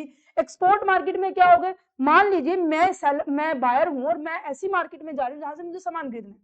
अब दिल्ली के अंदर जब भी चले जाएंगे ना, तो आपको जो दुकानदार है आपसे खींच खींच के कहेंगे सब्जी इधर आ जाओ, हमारे पास है सब्जी इधर आ जाओ। वहां पे एक बहुत बड़ा कंपटीशन होता है। इसी तरीके से फॉरेन कंट्री में भी होता है, राइट एवरीवन। ओके जी, नेक्स्ट जाता है have the firm achieve the economic of the scale. Economic of the scale का मतलब है कि चीजें आपको सस्ती पड़े। जैसे मैंने आपको बताया था कि आपके पास जो पर यूनिट जो कॉस्ट होगी वो तब कम होगी जब आप क्या करने वाले हैं, लार्ज लेवल पर क्या करेंगे, प्रोडक्शन करेंगे। और लार्ज लेवल पर प्रोडक्शन करने से आपकी इकोनॉमिक का मतलब होता है सस्ता पड़ना, स्केल का मतलब होता है जितना ज्यादा प्रोड्यूस करेंगे उतना ज्यादा सस्ता पड़ेगा। Large production lower the cost per unit, okay, जिसे हम इकोनॉमिक ऑफ द स्केल भी कहते हैं। Even if the exports are no profit no loss, the firm domestic profit increase हो जाएगा बिकॉज द कॉस्ट क्या चली जाएगी, कट डाउन हो जाएगी, गो डाउन हो जाएगी, ओके, कम हो जाएगी। जिसके अगर आपको याद हो हमने मार्जिनल माइक्रो इकोनॉमिक्स में भी पढ़ा था, ठीक है, मैनेजरियल इकोनॉमिक्स में भी पढ़ा था कि जैसे जैसे हम प्रोडक्शन बढ़ाते हैं वैसे वैसे मेरी कॉस्ट की जो कर्व है वो इस तरीके से होती है, यू शेप की होती है वो, कि जैसे यहाँ तक तो मेरा क्या होता है, प्रोडक्शन बढ़ता है, फिर उसके बाद कम होना शुरू हो जाता है। वर्कर्स के वेलफेयर के हम ध्यान में रखते हैं। वर्कर को क्या चाहिए, मींस की जो आपकी इंडस्ट्री में काम कर रहा है, कोई भी सामान प्रोड्यूस कर रहा है, उसको क्या चाहिए।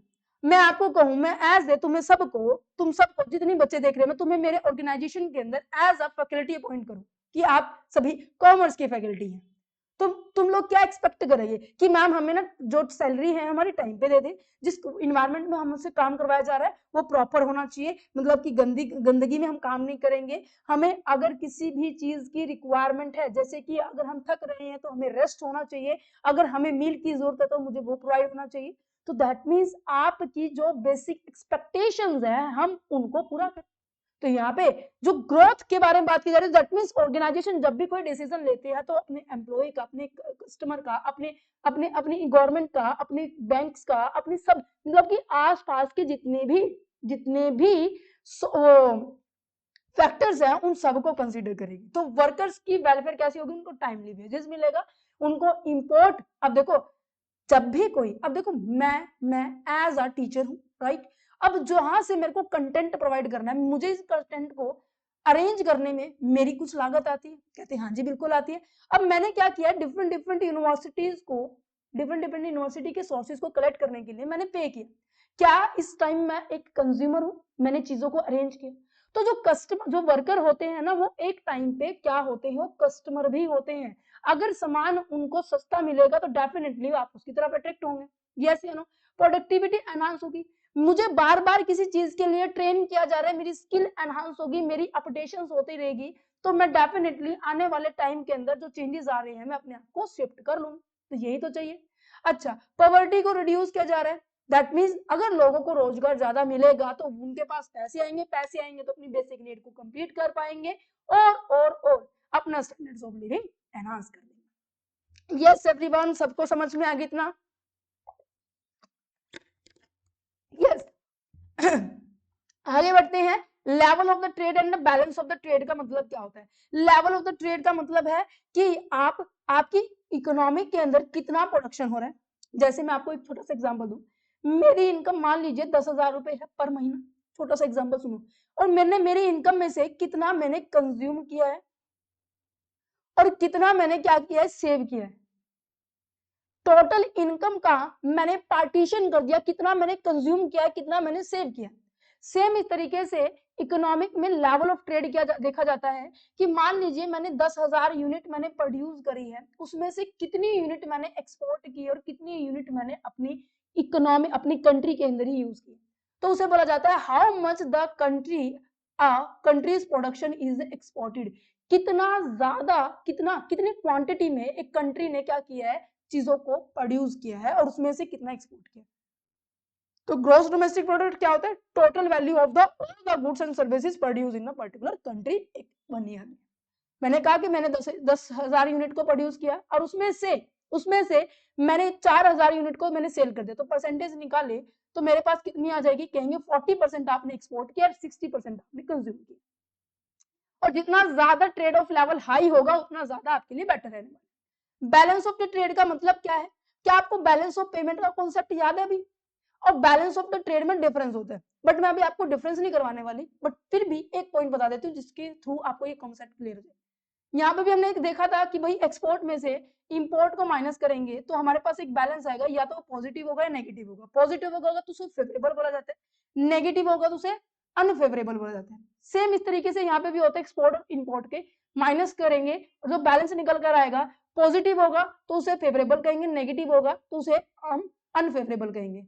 पॉजिटिव को हम सरप्लस भी कह देते हैं कि पैसा बचा हुआ है, डिफिसिट को दैट मींस हम ये कहेंगे कि हमें और पेमेंट करनी है। अच्छा, तो दोनों में फर्क बस इतना है, इसमें और भी है, वैसे मैं आपको बेसिक डिफरेंस बता रही हूँ। इसमें गुड्स एंड सर्विसेज दोनों को एक्सपोर्ट इंपोर्ट किया जाता है, बट यहाँ पे जस्ट ओनली गुड्स को ही इंपोर्ट एक्सपोर्ट किया जाता है। ठीक है, trade policy and the strategy के बारे में डिस्कस करते हैं कि भाई ट्रेड पॉलिसी क्या होती है। पॉलिसी का मतलब क्या होता है, जितने भी हम रूल्स हैं, जितने भी लॉ है, जितने भी डिसीजन जब एक कंट्री लेती है, किसके लिए, कि भाई मुझे कैसे ट्रेड करना है, किस कॉन्सेप्ट को मुझे माइंड में रखना है, मुझे जब मैं इंपोर्ट कर रही हूँ तो मैं किन चीजों को ध्यान में रखूं, किन चीजों को मुझे इग्नोर करना है।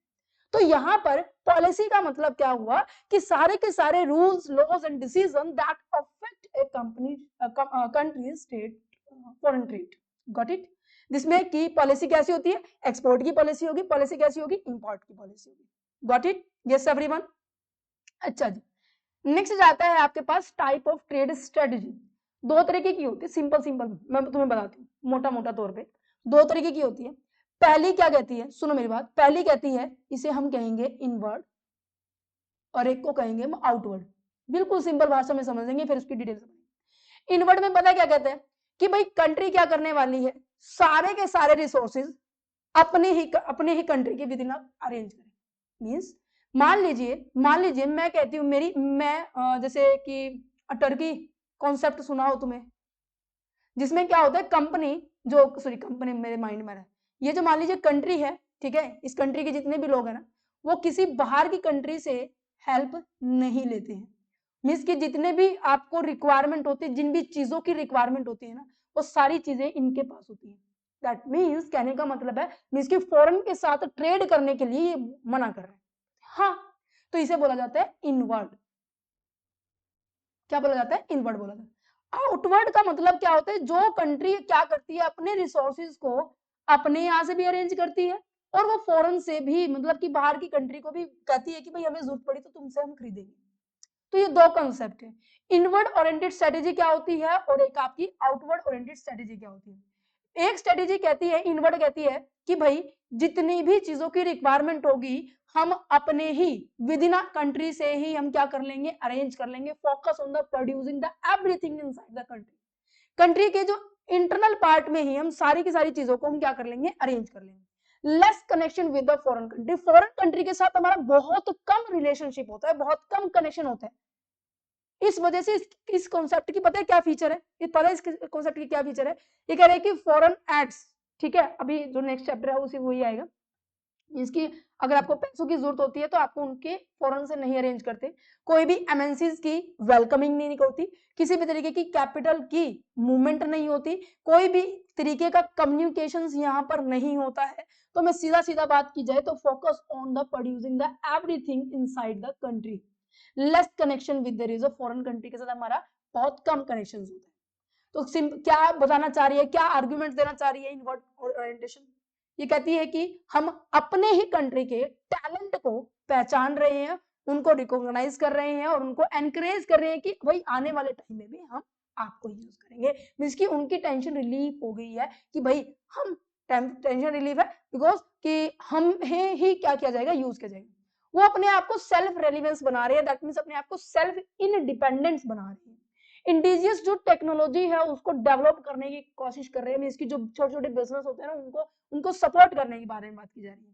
डिपेंडेंसी मीन्स कि दूसरों के ऊपर निर्भरता, कहते हैं हम नहीं रखते, दूर दूर से नमस्ते होने वाली है हमारी। तो लिमिटेशन क्या होगी, जब सभी चीजें आप अपनी एरिया से ही अरेंज करोगे तो ऑब्वियस ग्रोथ धीरे होगी, आपको बाहर की चीजों की टेक्नोलॉजी के बारे में नहीं पता चलेगा। किसी हर चीज के करने के दो मेथड होते हैं, तो उस मेथड का आपको पता नहीं चलेगा, ठीक है। कंपटीशन बहुत कम होगा, प्राइस हाई होंगे, क्योंकि सारी चीजें अपनी एरिया से अरेंज करेंगे तो ऑब्वियस है चीजें थोड़ा सा लिटिल बिट हाई होने वाली है, ठीक है।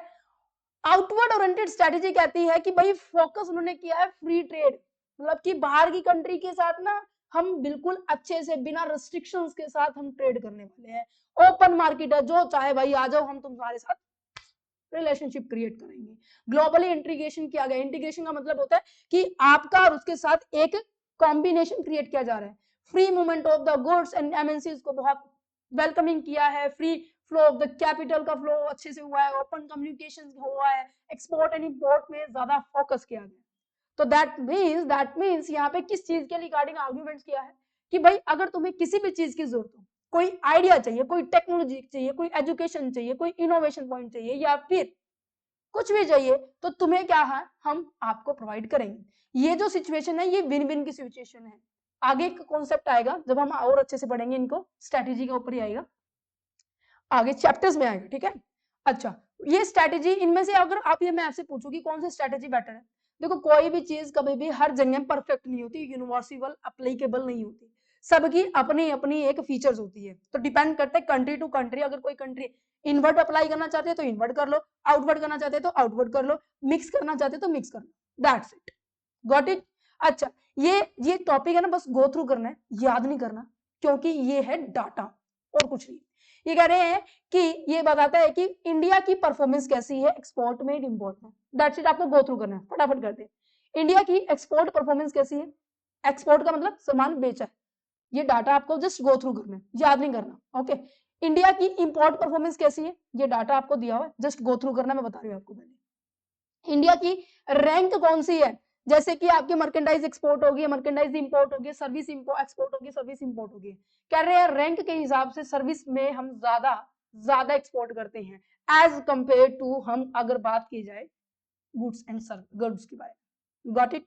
अच्छा, रिसेंट ट्रेंड क्या चल रहा है, recent trend in the Indian foreign trade में क्या ट्रेंड चल रहा है, तो इसमें भी लिस्ट दी गई है, क्या चीज याद करने की मैं बता देती हूँ, ठीक है। बट पहले आप लिस्ट को देखो, ये कह रहे हैं कि export import are increase continuously, लगातार क्या हो रहा है, लगातार क्या हो रहा है, हम ट्रेड करते जा रहे हैं, एक्सपोर्ट इंपोर्ट करते जा रहे हैं, imports are the growing fast then the export. India का डाटा बताया जा रहा है कि इंडिया के अंदर सबसे ज्यादा इंपोर्ट किया जा रहा है, इसकी बाहर से सामान मंगवाया जा रहा है, लायबिलिटी क्रिएट कर रहे हैं इंडिया वाले, कहते हैं अच्छा ट्रेड डिफिसिट यहाँ पे क्रिएट हो रहा है। अब ध्यान से सुनो, मैंने आपको बोला इंडिया वाले क्या कर रहे हैं, इंडिया वाले मंगा रहे हैं, इसकी बाइंग कर रहे हैं, बाइंग को मैंने क्या कहा, मैंने बोला इंपोर्ट कर रहे हैं। अच्छा, इंपोर्ट करेंगे तो क्या करनी पड़ेगी, पेमेंट करनी पड़ेगी, कहते हैं अच्छा किसके कंपैरिजन में कह रहे हैं कि भाई तुम एक्सपोर्ट कम कर रहे हो, कहते हैं अच्छा इंपोर्ट ज्यादा कर रहे हो तो पेमेंट ज्यादा करनी पड़ेगी एज कम्पेयर टू, आपको रिसिप्ट इतनी नहीं होने वाली।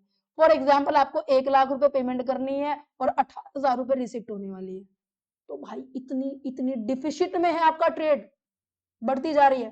तो एक्सपोर्ट जो हमारी टॉप इंडिया के जो कमोडिटीज हैं वो बताई जा रही है, गो थ्रू करना है, उनमें से 4-5 पॉइंट याद कर सकते हैं। इंपोर्ट कितनी कर रही है ये भी गो थ्रू करना है, ठीक है।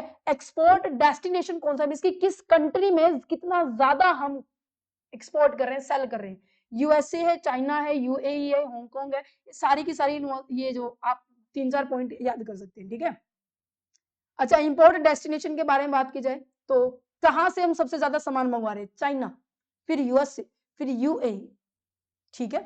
अच्छा, एक्सपोर्ट ऑफ द सर्विसेज का मतलब क्या है? एक्सपोर्ट ऑफ द सर्विसेज का मतलब क्या है? अभी तक हमने किसके बारे में पढ़ा है? सभी की सभी गुड्स के रिगार्डिंग डिटेल पढ़ी। सर्विसेज में क्या आएंगे? सर्विसेज में जैसे कि आपके पास टेलीकम्युनिकेशन की हो गई है, ठीक है, कंस्ट्रक्शन की सर्विस हो गई है, प्रोफेशनल जो होती है जैसे कि एजुकेशन प्रोवाइड करना, मेडिकल सर्विसेज होती है, लॉ की सर्विसेज होती है, कंप्यूटर हो गया, बैंकिंग सेक्टर हो गया, टूरिज्म सेक्टर हो गया, या फिर ट्रांसपोर्टेशन। अगर हम इन सर्विसेज को प्रोवाइड कर रहे हैं फॉरेन पर्सन को, तो डेफिनेटली उनसे हमें पेमेंट रिसीव होगी, हाँ जी, वो हमारे लिए इनकम होगी। तो यही बोला गया है meaning of the export service का मतलब क्या है? When the India provide the service to the other country and earn the foreign exchange, it is called the export of the services. ये फिजिकल गुड्स नहीं होती, सर्विसेज हमेशा intangible होती है। अगर आपको फीचर याद है तो मैं नहीं है तो मैं बता देती हूँ, याद है तो अच्छी बात है। कहते हैं सर्विसेज क्या होती है, एक सेकंड, सर्विसेज क्या होती है? सर्विसेज होती है जब आप क्या करते हैं, उनको जो जिनको आप देख नहीं सकते, जिनको आप टच नहीं कर सकते, जस्ट ओनली फील कर सकते। Got it? Yes everyone? अच्छा अच्छा अच्छा, वर्ल्ड ट्रेड सर्विसेज ये कहते हैं कि जो इंटरनेशनल, अब ये इंटरनेशनल हो या फिर आप एक्सपोर्ट करने वाली बात की जाए, दोनों का मतलब एक ही है, ठीक है। Why the world service trading increasing? क्यों जो वर्ल्ड के अंदर जो सर्विस ट्रेड है वो बढ़ता जा रहा है? डेफिनेटली मेन रीजन पता है क्या है? चीजों की डिमांड होती है, मैंने सप्लाई लिख दी है, चीजों की डिमांड होती है और उसी के हिसाब से सप्लाई भी करनी जरूरी है। अगर डिमांड एंड सप्लाई में बैलेंस नहीं बैठा, डिमांड ज्यादा है सप्लाई कम है, तो प्राइस बढ़ जाएंगे। डिमांड कम है सप्लाई ज्यादा है तो प्राइस कम हो जाएंगे। अगर demand is equal to supply है तो प्राइस स्टेबल रहेगा। मेन रीजन तो ये है भाई, इसका स्टेबिलिटी लेकर आना, ठीक है। तो demand side factor, why the countries want the more services, क्यों चाहती है भाई? ग्रोथ करनी है कंप्यूटर या टेलीकॉम सेक्शन में, ठीक है, ग्लोबलाइजेशन के कारण हो रहा है, ठीक है, कंप्यूटर की नीड्स बहुत ज्यादा हो रही है, आप ओपन मार्केट बहुत ज्यादा चीज हो रही है, नया बिजनेस मॉडल भी इंक्रीज हो रहा है। सप्लाई साइड फैक्टर के बारे में क्यों इतनी सप्लाई करवाई जा रही है? ऑब्वियस इन सभी डिमांड को पूरा करने के लिए हो रही है, दैट्स इट।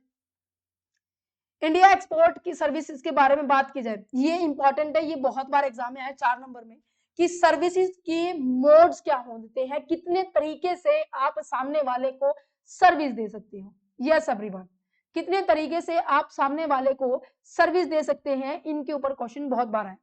सबसे पहले कहते हैं cross border service, second model है आपका consumer consumption abroad, and then third होता है कमर्शियल प्रेशर प्रेजेंस, सॉरी, ठीक है। नेक्स्ट जाता है movement of the natural person, movement of the personal natural person. सुनो मेरी बात ध्यान से, सर्विस लेने के लिए 2 पार्टी जरूरी होगी। एक तो कौन है? एक तो कौन है? आपको कौन कर रहा है? सर्विस प्रोवाइड कर रहा है। जस्ट अ सेकेंड, मुझे बंदी करना पड़ेगा।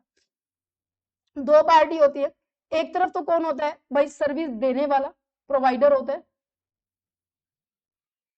और एक होता है रिसीवर। Got it? अब या तो इसकी मूवमेंट होगी या लेने वाला खुद उस पर्टिकुलर एरिया में आएगा।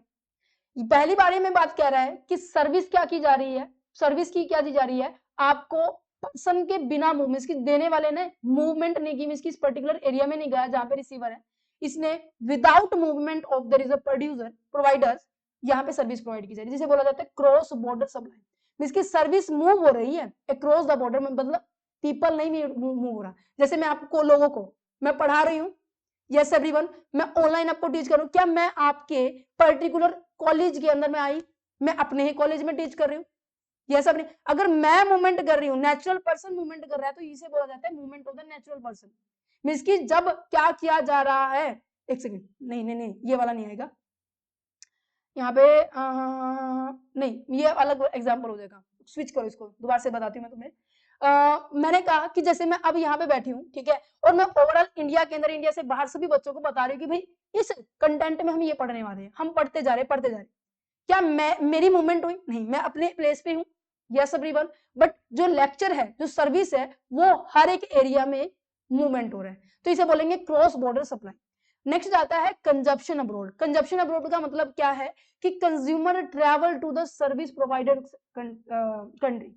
मान लीजिए तुम लोग सारे उठ के मेरे पास आ जाओ, तो क्या होगा, उसे कहेंगे मींस कि जिसको सर्विस लेनी थी, कंज्यूमर जिसने सर्विस लेनी थी, वो उस पर्टिकुलर एरिया में गया है जहां पर वो सर्विस प्रोवाइड की जाती है। जैसे कि टूरिस्ट का सबसे बढ़िया एग्जांपल लिया जा सकता है, या फिर मेडिकल ट्रीटमेंट लेने के लिए आपको क्या करना पड़ेगा, इंडिया से अगर आपको यूएसए, कनाडा, यूके कहीं पर भी जाना पड़ रहा है, तो आप क्या करेंगे, आपको मान लीजिए वो डॉक्टर नहीं आ रहे यहाँ पे, तो आपको वहां जाना पड़ेगा। तो कंजप्शन का मतलब कि जो कंज्यूम करने वाला है वो अब्रोड जा रहा है, ठीक है।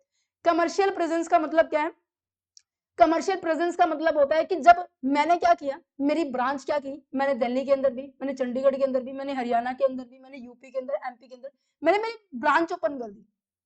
समझ पा रहे हैं, मींस कि जब क्या कर रही है इंडिया के, जो मैंने कहा, मैंने जैसे मैं स्कॉटलैंड की बात कर रही हूँ, मैंने स्कॉटलैंड में ब्रांच ओपन कर दी, तो मैंने बोला जब इंडिया की जो कंपनी है ना, वो नई अपनी ब्रांच ओपन कर दे अब्रोड के अंदर, उसे बोलेंगे कमर्शियल प्रेजेंस। मींस की जो मेरे बिजनेस है उसे हम कमर्शियल पर्पज से बोला जाता है, कि जब भी हम कोई बिल्डिंग सेटअप करते हैं ना, किस पर्पज से है, डोमेस्टिक है या कमर्शियल है, कहते हैं कमर्शियल है, दैट मींस बिजनेस करने वाले में, क्या हाँ जी करने वाले हैं। तो अगर कमर्शियल प्रेजेंस खुद वहां पे जा रही है जहां पे सर्विस प्रोवाइड करनी है, तो उसे बोला जाता है कमर्शियल प्रेजेंस सर्विसेज। नेक्स्ट जाता है movement of the natural person, that means India travel abroad to the region, Indians travel abroad to the region providing the services. Means की जो प्रोफेशनल है, दैट मींस मैं अपने यहाँ एग्जांपल देती हूँ। अब मैं क्या करती हूँ, जहां पे भी मैं, बच्चों ने कहा कि मैम हमारे एरिया में इस चीज की कमी है, यहाँ पे हम लेक्चर प्रोवाइड नहीं किए जाते, आप यहाँ आ जाइएगा, कहते हैं अच्छा। अगर मैं मूवमेंट कर रही हूँ तो मेरे मूवमेंट को बोला जाता है नेचुरल पर्सन, मतलब हमारा एग्जाम्पल बिल्कुल परफेक्ट था। समझ में आ गया, समझ में आ गया। तो ये 4 मॉडल है, ये 4 मोड है जब हम सर्विस को डिलीवर करने के तरीके। ओके जी, अच्छा। डिटर्मिनेंट्स क्या है इंडियन सर्विस एक्सपोर्ट्स के, यस एवरीवन। डिटर्मिनेंट्स क्या है कि जब हम सर्विस दे रहे हैं, एक्सपोर्ट फॉरेन कंट्री को अपनी सर्विस दे रहे हैं, तो कौन कौन से कंपोनेंट्स है, कौन कौन से फैक्टर्स है। हम ट्रैवल रिसिप्ट्स होते हैं, ट्रांसपोर्टेशन रिसिप्ट्स होते हैं, इंश्योरेंस रिसिप्ट्स होते हैं, इन्वेस्टमेंट इनकम्स होती है, प्रोफेशनल एंड टेक्निकल, ये सभी तरीके की हम सर्विस दे सकते हैं, ठीक है। अच्छा, जैसे अगर फ्यूचर के बारे में बात की जाए, फ्यूचर में क्या अपॉर्चुनिटी, जैसे कि टूरिज्म का है, बिजनेस सर्विस है, ये एग्जांपल है कि भाई फ्यूचर में आप ये बिजनेस कर सकते हैं। It's also important. थोड़ा सा साउंड बाहर से आएगा सॉन्ग्स का, ठीक है, क्योंकि पड़ोस में भाई शादी है, बट हमें अपना लेक्चर कंप्लीट करना है, फोकस करना, ये लास्ट पॉइंट है, ठीक है, इंपॉर्टेंट जो कि है।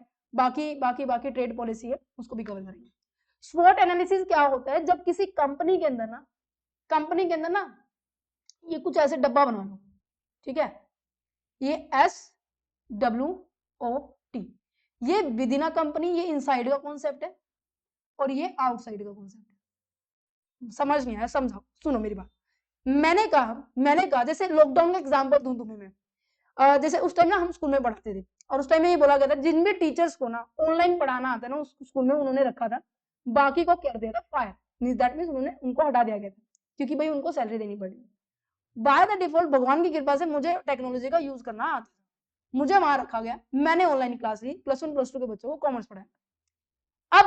अब जिन भी स्कूल के टीचर्स को ऑनलाइन पढ़ाना आता था, तो उनके लिए क्या बन गई थी, स्ट्रेंथ बन गई थी, मींस कि उनकी इंटरनल एबिलिटी, एडवांटेज, जो कि क्या कर सकती है, बाहर से आने वाली पोजीशंस के कारण मेरे पास, मैंने देखा कि क्या मेरे पास ये खूबी है कि मैं उसको अडेप्ट कर पाऊंगा क्या, हाँ जी बिल्कुल, हम टेक्नोलॉजी का यूज करके ऑनलाइन क्लासेस ले लेंगे, कहते अच्छा जी, तो यहाँ पे मेरे पास स्ट्रेंथ बन गई। अगर मैं कहती कि नहीं, जैसे इंडस स्कूल में नहीं थे टीचर्स फॉर एग्जाम्पल, ठीक है, तो उनके लिए ये क्या बन गई, वीक पॉइंट बन गई। तो ये वीक एंड स्ट्रॉन्ग, ठीक है, वीक एंड स्ट्रेंथ डिपेंड करता है कि आपके पास है तो स्ट्रेंथ बन जाएगी, नहीं है तो वीकनेस बन जाएगी, कहते हैं अच्छा। तो इसलिए बोला जाता है ये इनसाइड वाला। तो पढ़ो पहले, internal ability that give the advantage, जो एडवांटेज देती है, ठीक है। वीकनेस का मतलब क्या है, इंटरनल प्रॉब्लम और द लिमिटेशन जो आपके पास नहीं, गॉट इट। अच्छा, अपॉर्चुनिटी एंड थ्रेट के बारे में समझते हैं। मान लीजिए गवर्नमेंट ने कोई नई पॉलिसी अप्लाई, ठीक है, कोई नया कॉन्सेप्ट लेकर आई, अगर उस कॉन्सेप्ट को, जैसे गवर्नमेंट ने क्या किया था, आई थिंक 2021 की बात है, ये 2021 से बहुत पहले की बात है, जब जो ट्रैफिक रूल्स के अंदर ना चेंज किए थे, और उस टाइम में बोला गया था कि हेलमेट अगर नहीं पहना तो 10,000 चालान, ये नहीं किया था तो चालान, ये नहीं किया था, मतलब मुझे इतनी लिस्ट नहीं पता, बट हाँ मुझे पता है कि हाँ ट्रैफिक रूल में चेंज किए थे। अगर अगर अगर जैसे मैंने कहा कि हेलमेट बनाना, अब हेलमेट पहनना कंपलसरी कर दिया, अब जो कंपनी हेलमेट बनाती है तो उसके लिए तो अपॉर्चुनिटी है भाई, वो हेलमेट ही हेलमेट हेलमेट ही हेलमेट प्रोड्यूस करेगी। यस, गवर्नमेंट की पॉलिसी के कारण अगर आपको अपॉर्चुनिटी मिल रही है तो दैट मीन्स आपके लिए फायदा है, बढ़िया बात, आप ज्यादा प्रोड्यूस करेंगे। अगर ये है कि भाई तुम कैपेबल नहीं हो, तुम्हारे पास सोर्स नहीं है, तुम्हारी पॉलिसी के अकॉर्डिंग बिल्कुल अपोजिट अपोजिट बिल्कुल पॉलिसी आई है गवर्नमेंट की, तो डेफिनेटली डेफिनेटली तुम्हें क्या लगेगा, डर लगेगा कि भाई मैं मार्केट में कैसे सर्वाइव करूंगा भाई, बड़ी बड़ी मुश्किल वाली बात आ गई है। कहते हैं हाँ, तो स्वॉट एनालिसिस क्या होता है, बिजनेस की पोजीशन को चेक करने के लिए होता है कि भाई कहां पर तुम क्या हो, कहां पर तुम अपने स्ट्रॉन्ग हो, कहां पर तुम अपने वीक हो, कहां पर what the chance we can use, कौन से चांस को मैं यूज कर सकता हूं, और व्हाट प्रॉब्लम वी में फेस, कौन सी प्रॉब्लम हम फेस कर पाएंगे। यस एवरीवन, तो यही था। अच्छा, फॉरेन ट्रेड पॉलिसी के बारे में बात की जाए, ये चैप्टर आगे भी आएगा, ठीक है, मैं आपको बता देती हूँ, बहुत बार आएगा ये चैप्टर, मतलब कि टॉपिक बहुत बार आएगा, बट यहाँ पे ओवरव्यू दिया है, गो थ्रू करना है, ठीक है। फॉरेन ट्रेड पॉलिसी का, फॉरेन ट्रेड का मतलब आगे समझ कि फॉरेन कंट्री के साथ हम रिलेशनशिप बना रहे हैं, हम एक्सपोर्ट इंपोर्ट कर रहे हैं, तो गवर्नमेंट ने rule regulations guidance term conditions बना दिए कि लोग बढ़ावा दे, लोग बाहर से सामान खरीदे, सामान बाहर भेजे, उनके लिए रूल्स बनाए, इंसेंटिव्स बनाए, स्ट्रेटेजी बनाई कि किस तरीके से हम इंडिया का शेयर बाहर वाली कंट्री के अंदर भी बढ़ा दें। तो यहाँ पे ऑब्जेक्टिव क्या होने वाला है, स्टेबल ट्रेडिंग एनवायरनमेंट है, हम नेशन का जो भी मिशन है, ठीक है, जैसे कि digital India banana, skill India banana, make in India banana, means की सामान अपने भारत में बनाया, हम भारत में बाहर भेजे, तो लोगों को पहले इनिशिएट, जैसे यूपी का बेस्ट एग्जांपल ले सकते हैं, यूपी में बहुत सारी इंडस्ट्री हो रही है, ठीक है, हैंडलूम का, मुझे वहां पे मुझे पर्सनली मुझे अच्छा लगा कि वो लोग इतनी इतनी बारीकी से कोई चीज बना रहे हैं और इतनी अच्छी लग रही है, तो वो चीजें एक्सपोर्ट हो रही है, तो डेफिनेटली हमारी इनकम, हमारी जो जीडीपी के अंदर प्रोडक्शन बढ़ रहा है, राइट, जीडीपी का मतलब क्या है कि ग्रोस डोमेस्टिक प्रोडक्ट की ऑन एन एवरेज हमारा कितना प्रोडक्शन हम पूरे साल के अंदर प्रोड्यूस कर रहे हैं, और उसमें से कितना परसेंटेज हिस्सा हम बाहर एक्सपोर्ट कर रहे हैं, जितना ज्यादा करेंगे उतना हमारे नेशन के मिशन को हम अलाइन करेंगे। Okay, diversify the export, diversify that means multiple sectors के अंदर हम अपने प्रोडक्ट्स को क्या कर रहे हैं, एक्सपोर्ट कर रहे हैं, ठीक है। ये सभी पॉइंट आपके ऑब्जेक्टिव, आपके इस तरीके से अपने ऑब्जेक्टिव अपने अलाइन करेंगे, ठीक है, ट्रेड बैलेंस को इंप्रूव करना है, दैट्स इट। ओके, मैं गो थ्रू करना है, इतना ज्यादा नहीं करना। मार्केट स्ट्रेटेजी, सभी सभी अलग अलग कंट्रीज के अंदर कंट्री वाइज कितनी डिटेल दी गई है, जस्ट गो थ्रू करना है, क्योंकि ये एग्जाम में जस्ट एग्जाम्पल के लिए हेल्प होगी, सारी कंट्रीज की डिटेल दी हुई है, ठीक है। अच्छा जी, ओके, यहाँ पे हो जाता है आपका चैप्टर फिनिश। कैसा लग रहा है बच्चे, कैसा लग रहा है, इन डिटेल में हमने चैप्टर किया, बहुत डिटेल में करेंगे हम चीजें, क्योंकि जब हम पढ़ा रहे हैं तो हमारा काम है पढ़ाना, है ना, जब तक मुझे मजा तब तक नहीं आता जब तक मैं तुम्हें बिल्कुल डीपली ना पढ़ा दूं। अगर तुम चाहते हो कि हाँ ऊपर ऊपर से पढ़ाना, तुम मुझे बता सकते हो, मैं ऊपर ऊपर से ही पढ़ा सकती हूँ, बट मेरे को सेटिस्फेक्शन नहीं मिलेगा, राइट, तो मुझे जरूरी है मुझे अपना सेटिस्फेक्शन लेना। एक सेकेंड, ओके, चलो जी, यस एवरीवन, अगर आपको नोट्स चाहिए तो नोट्स आप ले सकते हैं, जो नंबर है टीम का मैंने आपको प्रोवाइड किया हुआ है, इवन डिस्क्रिप्शन में भी लिंक मिलेगा, आप सीधा कांटेक्ट कर सकते हैं टीम के साथ, मेल आईडी और आपको व्हाट्सएप नंबर दोनों प्रोवाइड किए गए हैं। यस एवरीवन, आ रहा है समझ में? अच्छा, अब तुम्हें एक बात बता देती हूँ, मैं तुम्हें एक बात बता देती हूँ, नेक्स्ट जो चैप्टर है हमारा फॉरेन इन्वेस्टमेंट है, यूनिट नंबर 2, ये फिर हम करेंगे, देन उसके बाद next, then next, then next, complete syllabus करेंगे, 17 चैप्टर है, आज हमारा स्टार्ट हो चुका है, लगभग 16 से 17 दिन में कंप्लीट हो जाएगा, कोई दिक्कत नहीं है, पेपर 20 तारीख का है तो उससे पहले हो जाएगा। Got it? अच्छा जी, all the very best for your exam and have a nice day.